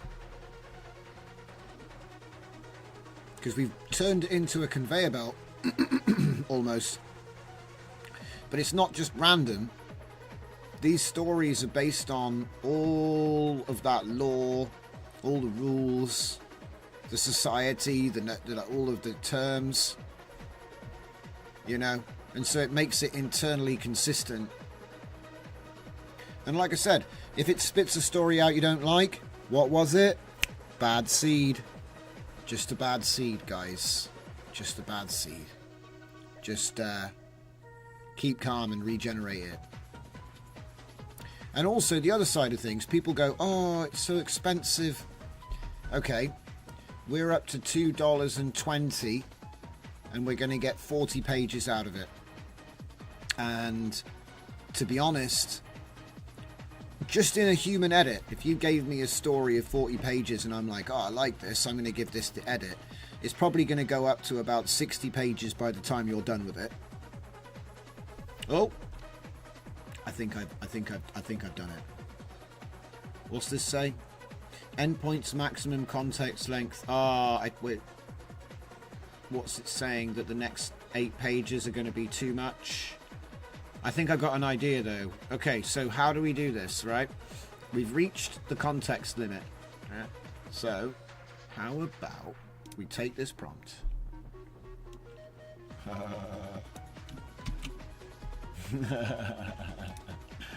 Right. I can't believe this is going to be right. So what I'm going to do is I'm going to take the story that we currently have, which is incomplete. I'm going to rename this. Wait, we need to close all these. Look at how much it's written while we were chatting. It's brilliant. So it got up to page 9 and then it got stage fright. That's okay. It's only 8 more pages, right? So this should be easy. We'll see if we can squeeze it out. I mean, it might be that I've run out of money. Let me just check. OpenRouter.ai. Come on, mate. What have I got? You got any more of them credits? No, I got $14. There's no reason why it's that. So it's literally because I'm asking for so many. I'm asking for so many, right? Okay. So let's just see what we can do, shall we? We're going to rename this to 004. Because then we can, you know, make another one, right? And so what I would do is I would actually select something here and then go story. So now we're ready to make the next one, okay?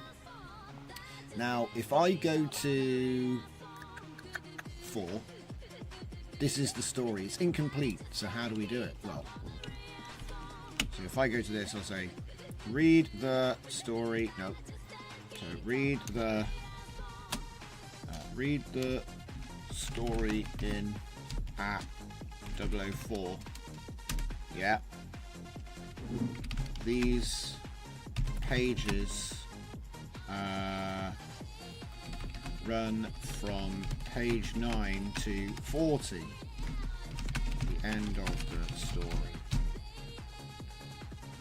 And then it'll be right page 8 Okay, which aims to tell the story of how we reached page 9. Huh?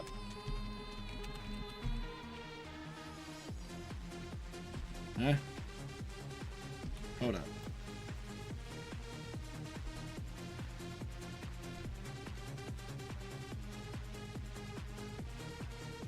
Oh, I see. I got to get the right one. It's not there because it's currently linked there, right? So I think I might have to like restart it. Hang on. How did that open? Copy. Close folder. Open the end.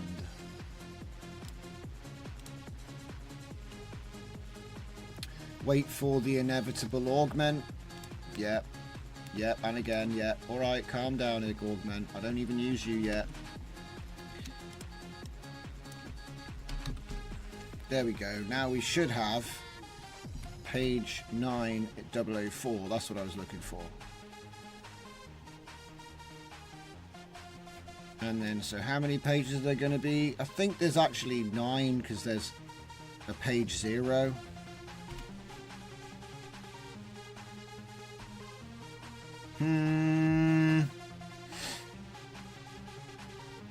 Use the hero's journey in reverse.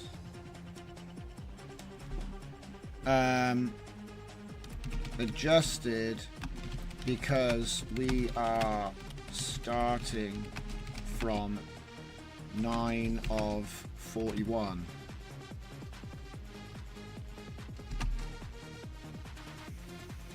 Yeah.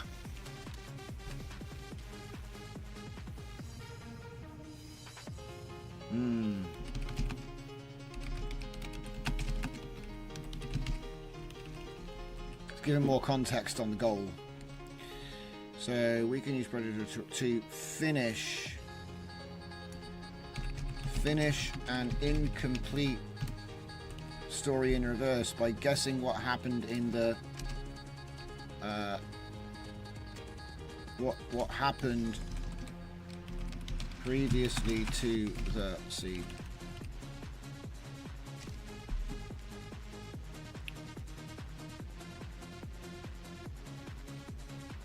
Read the story.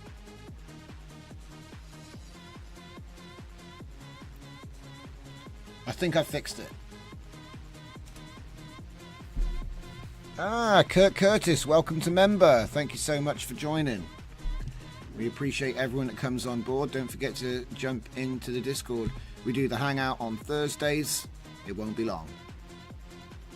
Come up and ask me some questions if you feel, or just hang out. While you're working on whatever it is you're working on.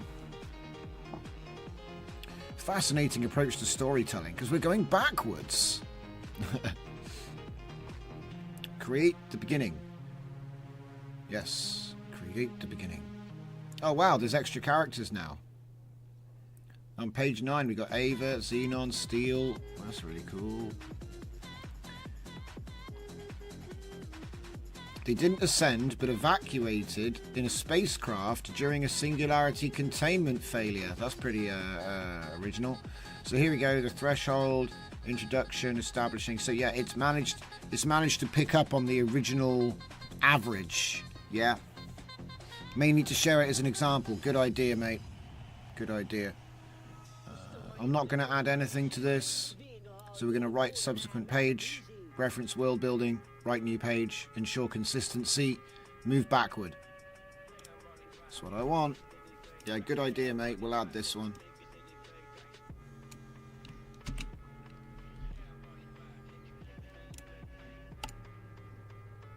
Oh no, aborted. Don't abort. Abort, abort. I hope I didn't just cook it. What I meant to do was just go to the thing here and just, you know, resume, I should say, right? Resume, incomplete story. Resume. This isn't audio. This isn't audio. Save that. Done. Done. I know. Don't worry about it. It's not even real. NP Raja. Just came with my computer. Like a performance test thing. I think we looked at it the other day. Oh. It's not even real.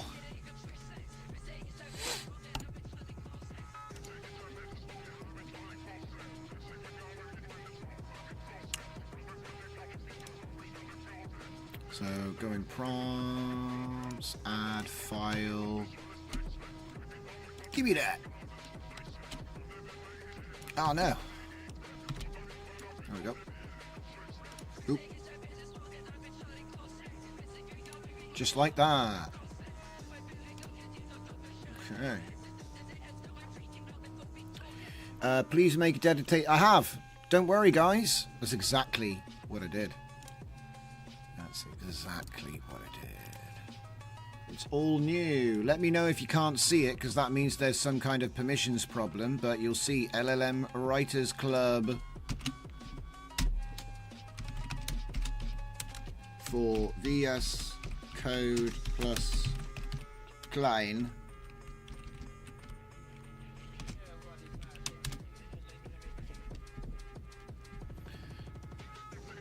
There it is, boys. Please feel free to add whatever it is, you know.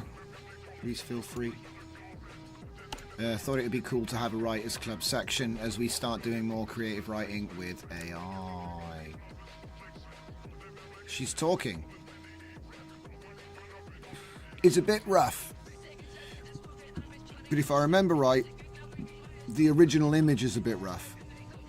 So it's actually learned the fact that, you know, the original image is rough. You know what I mean? You can see all this pixelation and anti-aliasing, like zigzags everywhere.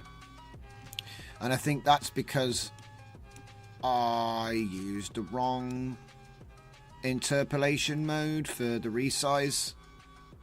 I probably should have put it on bilinear or even Lanczos. I should have put it on something else. So nearest was a bad choice. Is this on instant? Yeah, it is.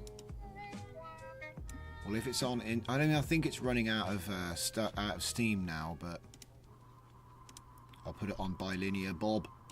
It's not got Bob. No, where was I? Oh, looks like he's acting. Whoa. Maybe I shouldn't have touched that. It's coffee time. Page 6. Don't let me down, Claude.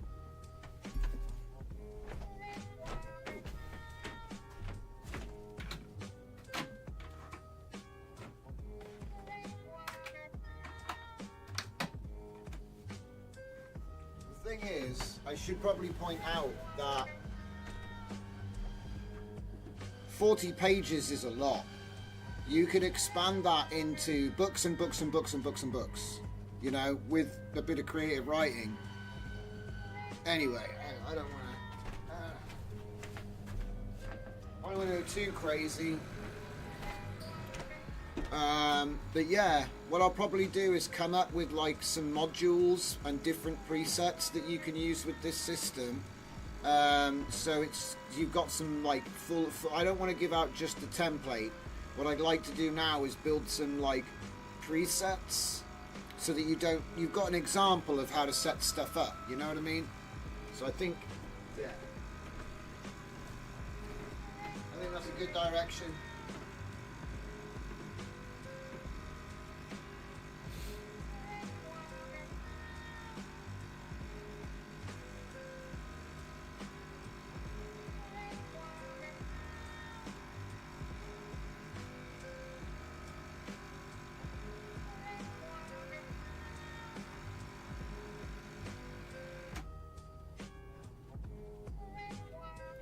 What I suspect is that if you try to do too much, it'll get more wild and wacky. So like, you know, at the moment, the stability of it all is at a certain level. And I think that what's going to happen is, you know, if you leave it too long and allow it you know, like if you don't, like for example, if you don't give it enough lore, or if you don't give it enough, like if you don't define your characters and they're really two-dimensional. Do you know what I mean? But you can fix all of that just by using an LLM to help you improve your characters. Do you know what I mean? Whatever area that you're weak in, let the AI help you to make it better. Yeah. Why is it always... What the... Okay, right. Well, we're nearly there now. We're nearly there. It's not canon. The High Temple's Theological Codification Chamber. Oh my god, the 17 Pathways Doctrine? I don't know what that is. Sounds cool though. The Divine Order maintains theological cohesion through complex philosophical algorithms. What the? It's a little bit wordy. But like I said, what I'm trying to do here is get like a process that can give me a draft storyline, and then I want to get some more agents to go to work on it. See, I have an environment agent, and what it does is it describes itself. It's brilliant. You program an extroverted agent to describe itself while playing the role of the local space. So it's like, I'm a room with walls, and they glisten. They glisten in the moonlight. You know what I mean? And so he can get really good at going into what's a basic screenplay or script and just making it fluffed up, just fluffing it up. And then you can even give a writing style for your like I said, I call it an environment agent, and that's kind of like the next step. So if you think about what an upscaler does, it blows up the text. We're talking about text, obviously. So it blows up the text, and then it needs a way to kind of fill in the details. And I think a lot of those details are describing the environment better. And then what we do is we have agents that are programmed with the personality of the people speaking to give a second take on their lines, you know, dependent on the new draft. And so in that way, it's sort of like saying, is that what really happened? And then being to the other guy, is that really what you said? Yeah. And giving them a do-over. And then usually what will happen is it kind of all pads out a bit, right? And then what you do is you make it do iterations on this process where it sort of goes around doing that, right? Anyway, that's the basic approach I've got at the moment. But the big breakthrough is writing it backwards. Do it page by page like Christopher Nolan's Memento. One page at a time, backwards. Have it read the page it just wrote and then have it write the previous page. It's actually really interesting. Like, it should be just complete gibberish, and I bet when I read it back some of it will be. But here's the thing, you just went from nothing to something for pennies on the dollar. I don't know. Like, if you wanted to hire a copywriter or a ghostwriter to write you 40 pages of some random crap, he's not going to do it for free. And if he does do it for free, he won't do it for free forever. So I'm just saying, you know, this is where all these tools really come into their own. Because you don't need 40 pages to do like say you want to pitch a TV episode, you don't need 40 pages for that. So just reading those 9 to 41 pages filled 40% of your tokens. Yeah, I know. See, it's not the best thing to have it break like that, but I was trying to find what the limit was, and it seems like the limit is about 32 pages. So you can have him, but that's the thing, dude. What, he can write 32 pages in one go and it's not enough? Just do another prompt. You know what I'm saying? Split the story into 3 pieces, you know? Or subdivide the story. So take your, you know, I could say subdivide the hero's journey into 4 quadrants and do 40 pages of the last one, you know, 40 pages of the third to last, 40 pages of the second to last, 40 pages. So you could spread it out like that, and you're essentially just doing the same prompt, you know.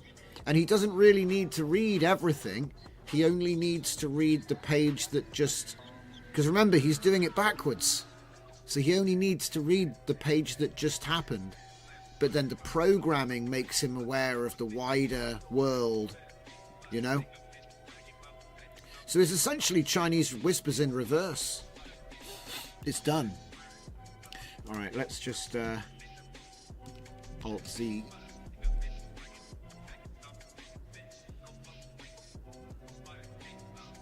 I'm just going to be quiet while I read.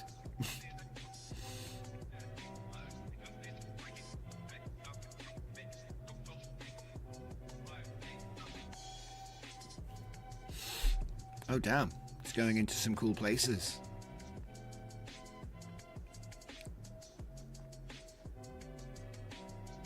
Wow, we're making new lore. See, I think it's also worth, when you have a story that's good, actually distill the storyline points back into your lore document. So then it's sort of like you have a continuous, you have a continuity as your world evolves and adapts, you know. And like I said, by distilling, you don't need to have the whole story. You just need to have like Cliff's Notes of the stories, right? And then that's enough spice. That's enough spice.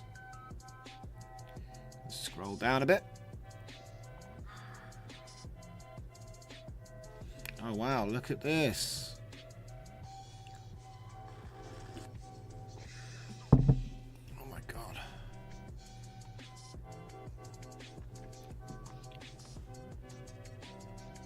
Oh my god, it's hitting all the right notes. I hope I'm not reading this too quick for you guys. Excuse me.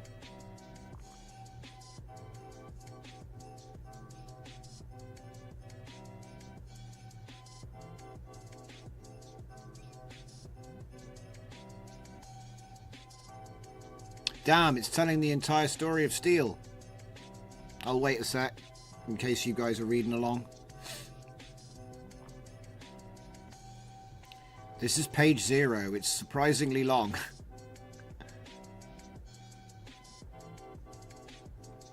Oh my god. So yeah, this is a bit thick. It needs... I mean, look, this is extremely thick sci-fi. I'm just going to keep skipping now. I'm not going to... Oh, wait, I've read it all. Okay, fine. The singularity awaits. So this is super thick. And if you're into this kind of thing, you'd be like, oh, yeah, it's cool. So then the story actually starts. We meet our characters. How does it look? It looks fine. It's not basic. Okay. Let's close these. And you know what I need to do, right? I need to do... Please run the review mode on at 004. I think it was 004, wasn't it? Yeah. Using at Holo Graphic Tutor. Go.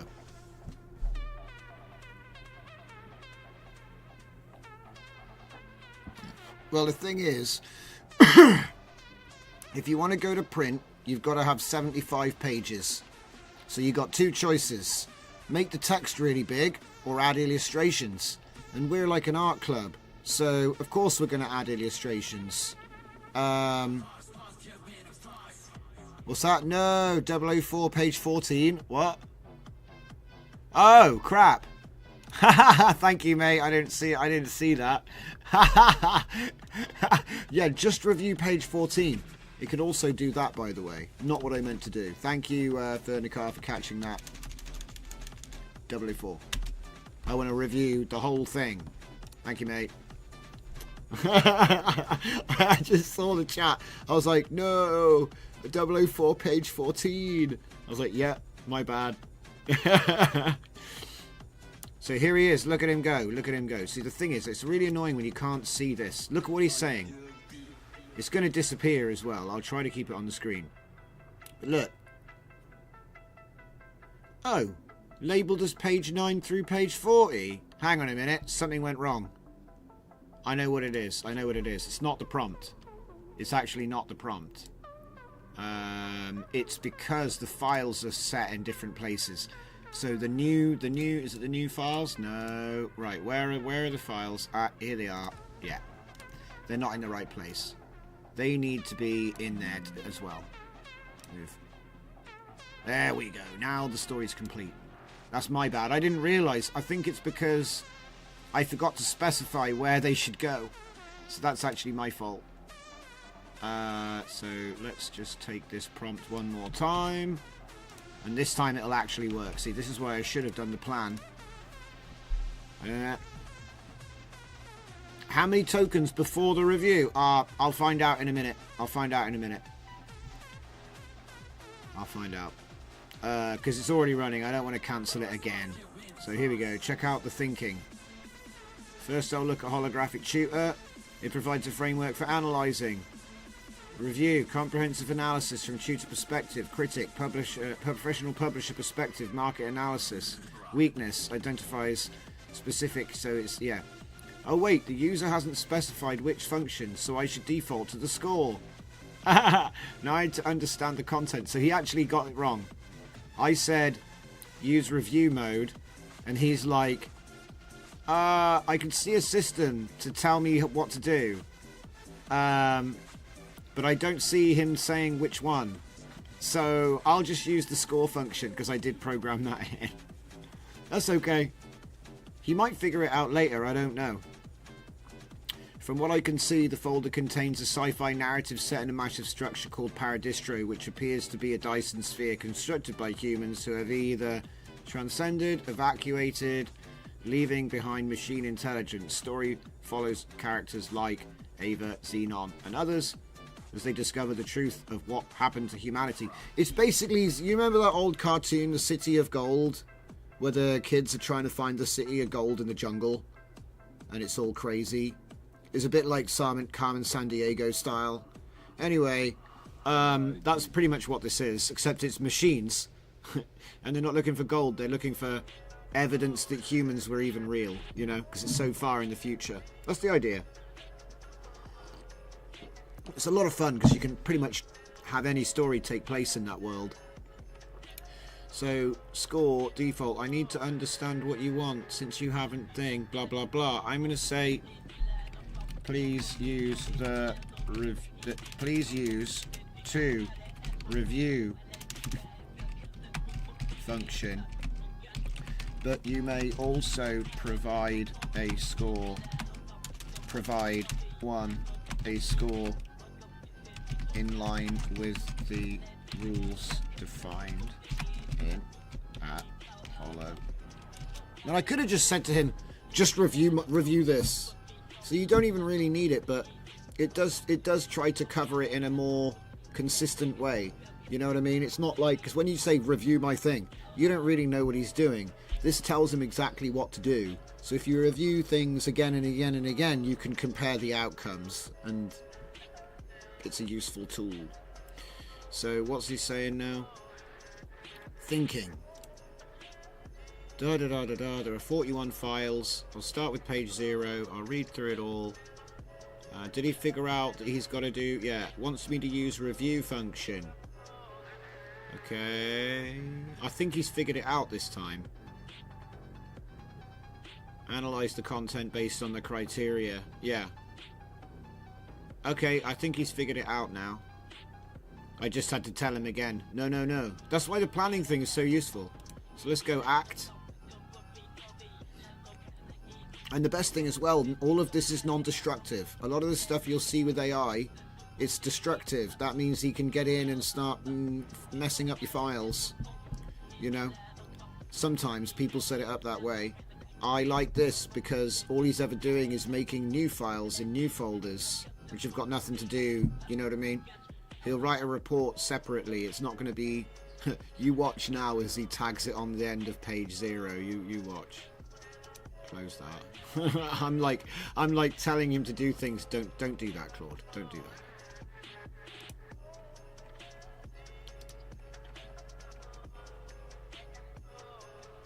What's he doing? He's reading a file. Okay, so he's reading page 10, page 1, page 10, page 20. Uh-oh. I think what he's trying to do... Page 20. Is he only... Did he cheat? Is he going to... I think he's cheating. But then again, that's probably a good idea, because, oh boy, are we going to do 1 million tokens in one prompt? Ooh, we've got our review. Okay, we got it. He didn't write a file. That's okay. I didn't technically ask him to, but it would have been nice. So, review, Paradistro. Okay. They fled in emergency evacuation vessels. See, a bit like in Scooby-Doo, where they tell you, oh, the ghost is a guy with a mask. The reason that humans aren't there gets redefined over and over and over again. So none of this is canon.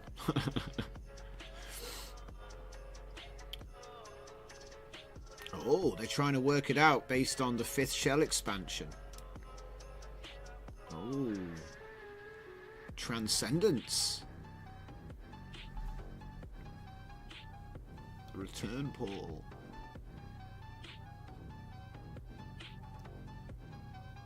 The human delegation emerged from the return portal. What?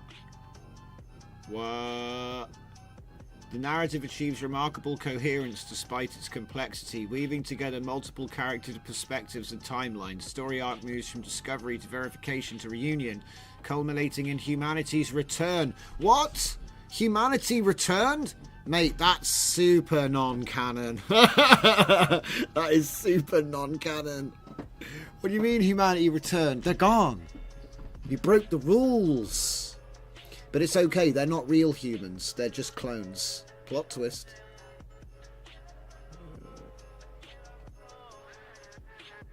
Wow. The world building in this narrative is exceptional, presenting a meticulously crafted setting with a clear physical, social, theological dimension. Structure is conveyed with architectural precision.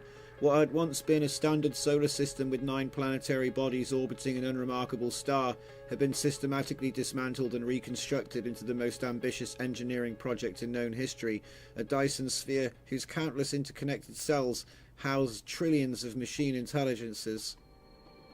Love it, dude. It's coming out nice. It's coming out hot. What's this?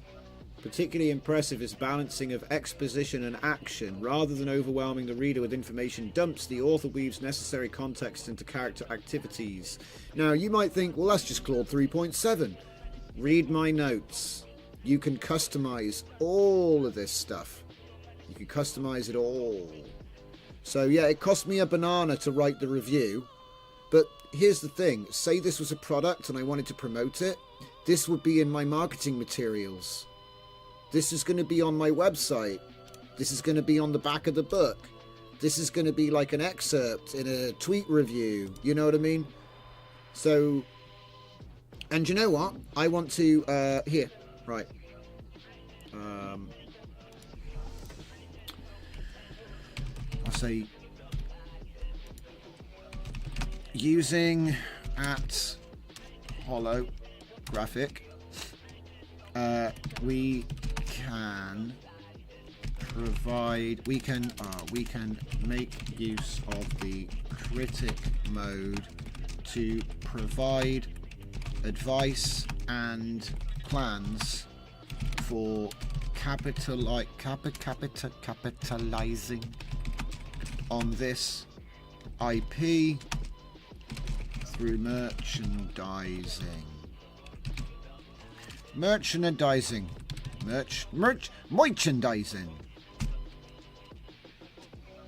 I think if I just tag it on, that might, I don't need to like load it up again. It's already at 1 million tokens, so let's see if we can just and I'll continue reading, because damn, I was just reading the thinking.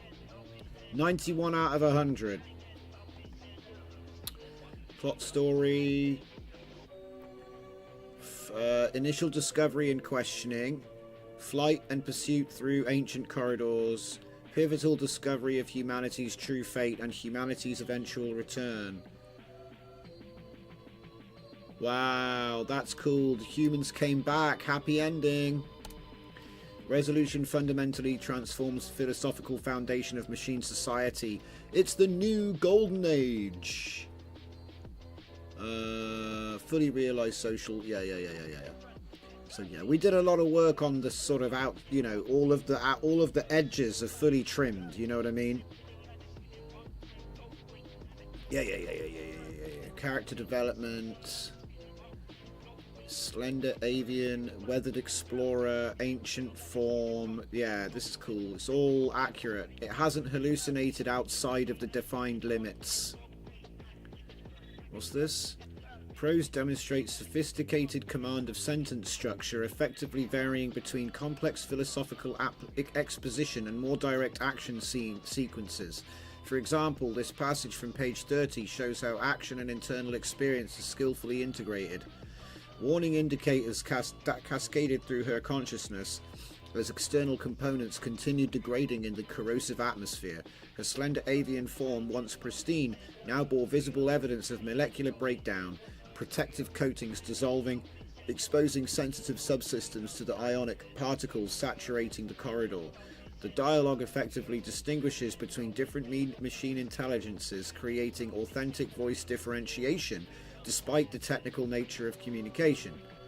Particularly effective is the contrast between the High Bishop's formal theologic rhetoric and the more direct analytical language of characters like Nova. Yeah, descriptions of machine functions occasionally rely on syntactical constructions such as character form type action verb patterns. The final page 40. This is brilliant. The final page 40 shows a marked shift in writing style. Because I wrote the last page. With significantly shorter paragraphs, simpler sentence structures, and a more colloquial tone. This creates somewhat jarring contrast with the sophisticated prose of earlier sections. Hey! This isn't even the critics section yet, and they're already saying it's a jarring contrast with the sophisticated prose that Claude wrote. Come on, man, give me a break here.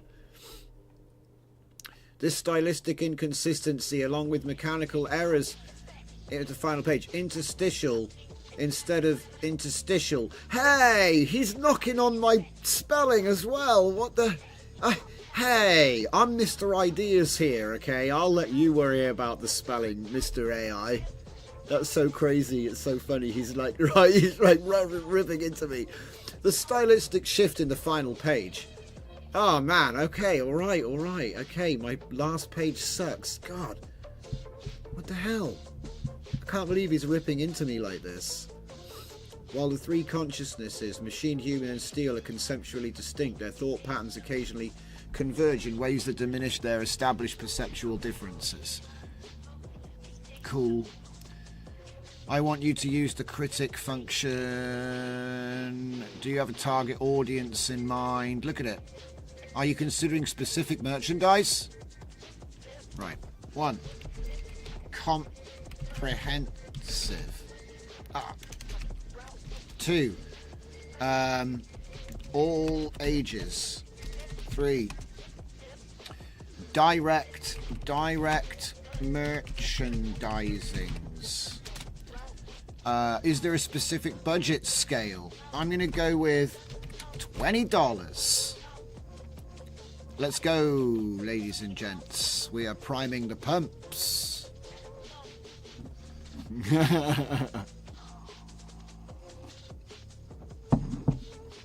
Okay. What's he thinking? Oh, market viability, genre positioning, commercial potential by age demographic. Oh, yeah. Alright, alright, alright. I mean, stickers, enamel pins, art cards, trading cards, simple board game, digital products as merchandise, and then implementation strategies. Commercial viability. Focused approach levering low yeah, right, cool. Act. Let's do it, baby. So off the back of a review, you can now start planning like your entire merchandising strat and like have it analyze costs and all this. Be like, oh, what's this? Comparable properties, Foundation Asimov, Hyperion Simmons, Culture Series by Banks. Distinctive elements, unique three consciousness framework, machine, human, elemental. Offers strong differentiation from standard AI narratives. Yeah. Children. Avian form, weathered explorer frame. Azure energy, interstitial corridors, divine order. Metallic beards. 13 to 18. Character journeys, quest for forbidden knowledge and truth. Contrast from theological and empirical evidence. Dramatic escape sequences in ancient corridors. It's got it all. And then ancient 18 plus. Creator, creation, complex relationships, three distinct consciousness types, societal transformation narrative, and obviously the same truth conflict. What do we got? Distinct azure energy. Three consciousness types. It likes that, doesn't it? Merchandise. What do we got? Components. All ages. Enamel pins. There you go. Symbols of Paradistro. The beard symbol. This is quite funny. So it's coming up with actual things that you could actually do. You could generate the image and you could get these made and then you could be selling them. People are like, why? Well, because what is it? If you book them, they'll come. If you didn't book them, there's nothing to see, right? So make the stuff, put it on sale. It's just a website. You can make websites for free nowadays. It doesn't cost you nothing. Every now and then you get an email, send something in the post. Boom. Print-on-demand game. A print-on-demand game? What? Hang on, I'm trying to get this in my head. A print-on-demand game. Does anybody know what that is? I've never heard of this. A quick play game of exploration and revelation. Cards represent locations, characters, and evidence. Print-on-demand. Oh, I get it. It's a card game that you print at home for free. That's what it is. For kids. I get it. So this one is a little bit different because you actually make them all yourself. But you have to, yeah. And then this one is, you buy the game and I guess it comes with all the files you need. And you can print all of the different characters and everything else. That's interesting. I've not seen that. Yeah. Digital products as physical merchandise. PDF templates as physical activation cards. What the hell does that mean? Oh, downloadable templates for papercraft models. So you could you can make the character and he'll like pop out and be 3D and stuff. That's actually a cool idea. I hadn't even thought about that in years. See, this is the sort of thing this is good for, guys. Like you don't even know. Like I could get some card and I could print a character out and then you just have to have like, I'm not sure how you do perforation. I guess you get like a roller tool or something and you can like perforate where you need, cut here. Maybe just put lines on, cut here, fold here, right? That's a pretty cool idea. I hadn't even thought of that. Implementation roadmap, visual identity and initial product, expansion based on performance, so the things that sell you make more of, partnership development, three consciousness types, the divine order, interstitial corridors, character designs, the singularity, commercial viability, conclusion. How are we looking? The IP shows particular promise in the collector market, where the three consciousness types and the 17 colonial worlds provide natural collecting frameworks. Yes.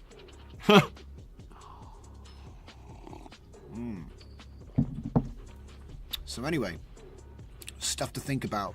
Stuff to think about. So all the workflows are already up. If you want to mess around with the workflows, they're already up.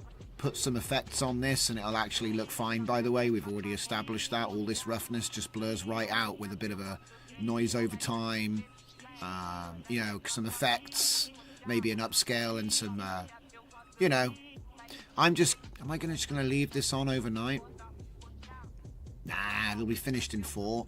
So I want to show you quickly how I use this, all right? Because the stories are written and I've uploaded the thing. Is there anything I forgot? The README.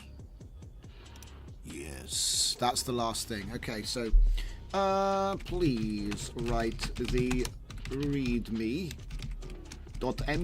for my users to understand this project. Be sure to include all the informations. Okay. Sounds good to me. And then while we're doing that, I'm going to show you how I use this. So, super simple. Right. Now, I liked those... I like the Black Sun stuff. The Black Sun stuff looked amazing. So what I'm going to do... now, you can't put it on random because, unfortunately, you'll get a number. It doesn't loop. It doesn't know. If there's no number there, just loop. It doesn't know to do that. So what I'm going to do then is I'm going to go into my folder and I'm going to go into...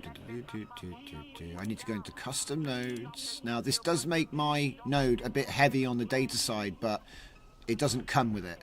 You have to put them there yourself. I'm going to make a batch file which will automate downloading a bunch of these, so you can just, if you want to do this, you can just do it and then delete them, right?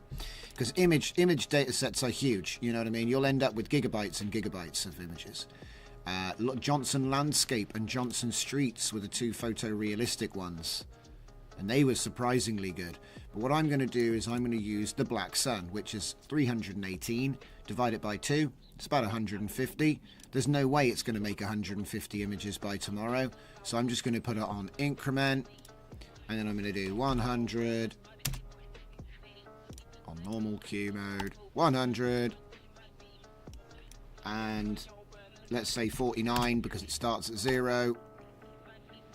Alright, and then I'm going to leave that running overnight, so we're going to get a whole butt ton of Black Sun videos for tomorrow, which is what I want for my next project.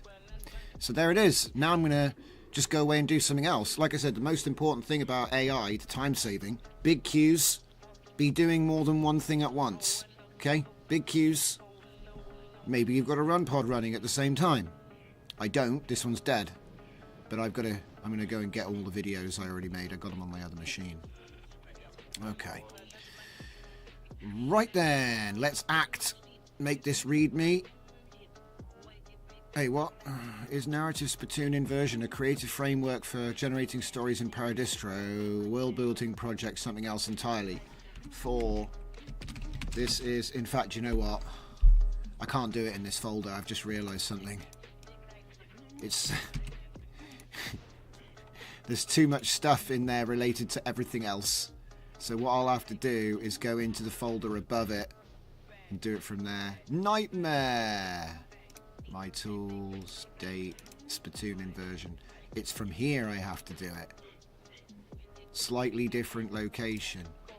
And then hopefully he ignores the end, which contains, like, you know, a full copy of it, and hopefully he doesn't get confused. In fact, you know what? I'll just say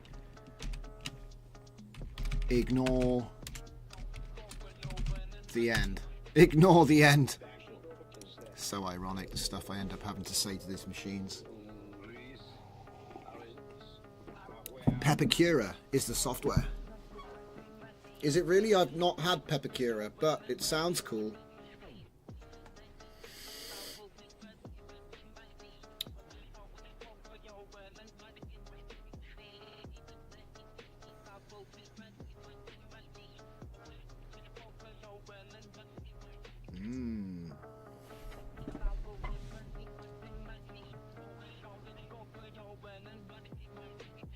Oh no, he has to read everything first. This is going to take a while.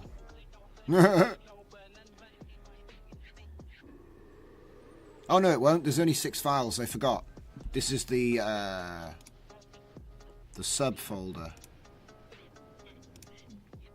So there's 1, 2, 3, 6, 7 files, plus the prompts, which he doesn't really need to see.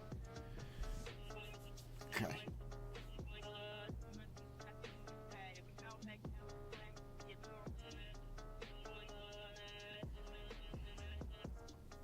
Papagure.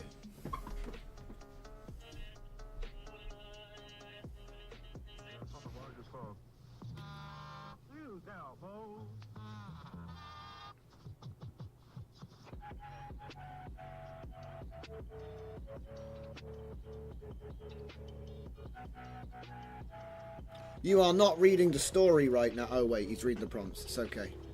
For a minute there, I thought he was going to try and read the story. Like, damn. Yeah, don't worry too much about the up and down stuff. It does, you do pay for it, but really, this is the one you got to watch, you know. The highest I got it to was 180 earlier, though. That was fun. So, are there specific... this is a collaborative, AI-assisted storytelling, analysis improvement, teaching. It's all of those. It's all of them. Can be used for all 4 of your use cases. Can be...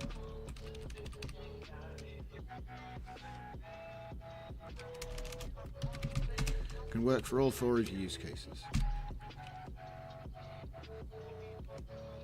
Technical users or for end users. This README will be for both technical users and end users. Explain that this is used with Vscode and Cline extension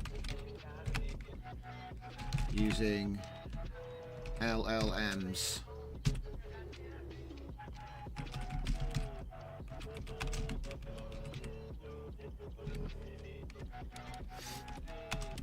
Explain that the world, speech, styles, and characters must be added with a good amount of detail.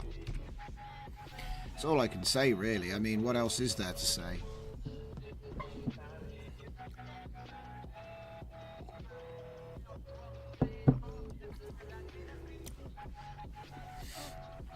Okay.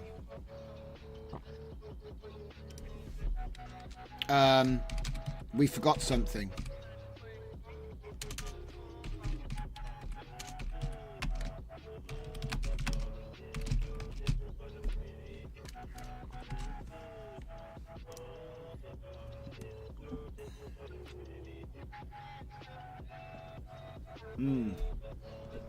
There you go. Now we're talking.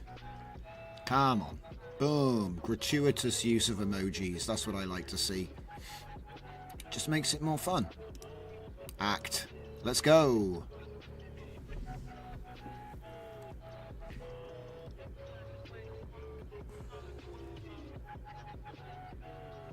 Beautiful, beautiful. Why is there an ad on my screen? Go away.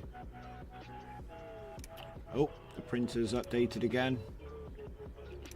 Cool. I didn't really need to know that, but cool. 40-page stories, although it might crap out. It might crap out with the 40-page right there.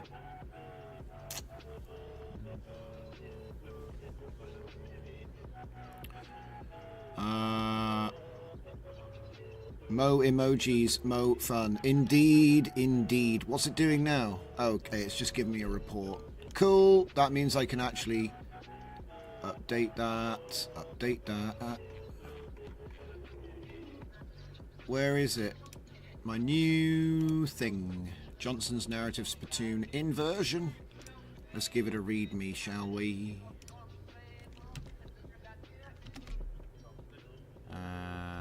is. Pardon me. Ah, I see why he was getting confused. It's because I'm still using Paradistro project instructions. I'm going to have to fix that right now, otherwise it'll get stuck in there forever. I mean, it doesn't matter. It doesn't have any bearing on it at all. But if I just say project instructions, actually, and then just replace it, because the contents is what's important, not the name. And I think it's like the last holdover from where I was using it with my Paradistro project, because you want to make your own project instructions that's based on this template, essentially. Right. And then obviously the prompts, of course, the prompts are going to have changed, aren't they? Hang on. Prompts, 10-page story, we can use project instructions, project instructions, save that. Go to the next one, project instructions, save that. Go to the 40 page, yep, that's right, project instructions, because it's your project, not mine. Save that. Resuming complete story, because the idea is, you know, you're going to git clone this, and then it will be your story writing thing, environment. Well, that's what I figure. And then if you wanted to write another story, I would just download it again to a new folder, basically. And then it doesn't fluff it up, because you're going to end up putting all types of files in here, like about your world and all your characters and stuff. But it's super easy. Write it backwards, guys. Okay. That's all it was in the end. You just have to slam it into reverse. Okay, so we've updated all of those. So that means we've just got to update those real quick. Let me just patch that.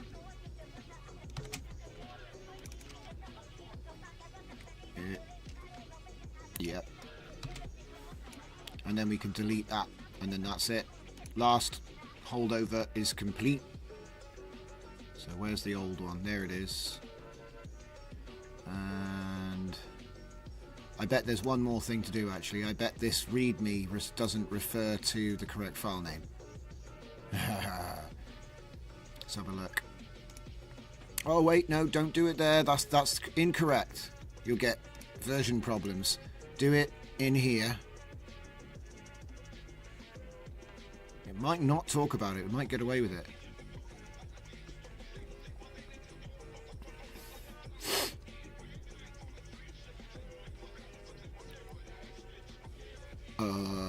That's funny.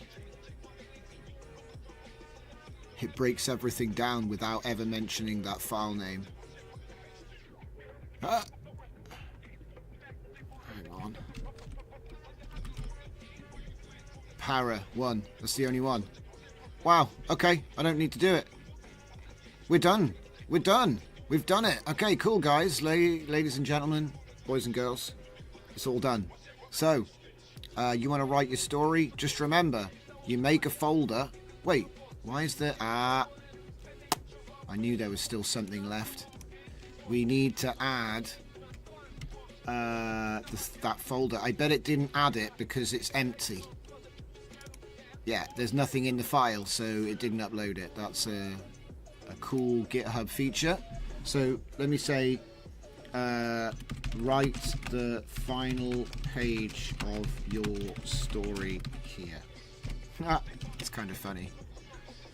Just write the last page. Let AI do the rest. So yeah, we're going to upload story.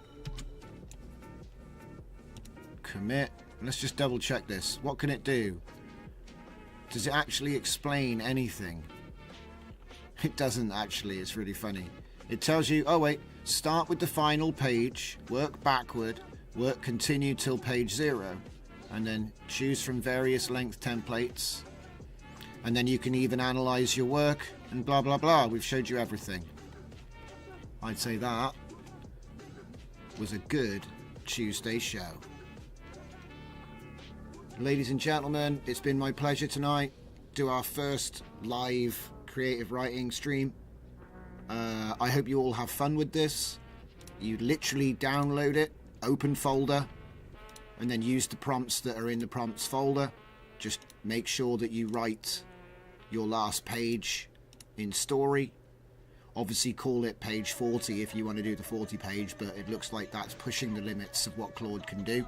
I think 30 page is probably something I'll add next. But there it is. So, thank you very much. And I will see you here, same time, same place, 7 o'clock UK, tomorrow. See you next time, guys.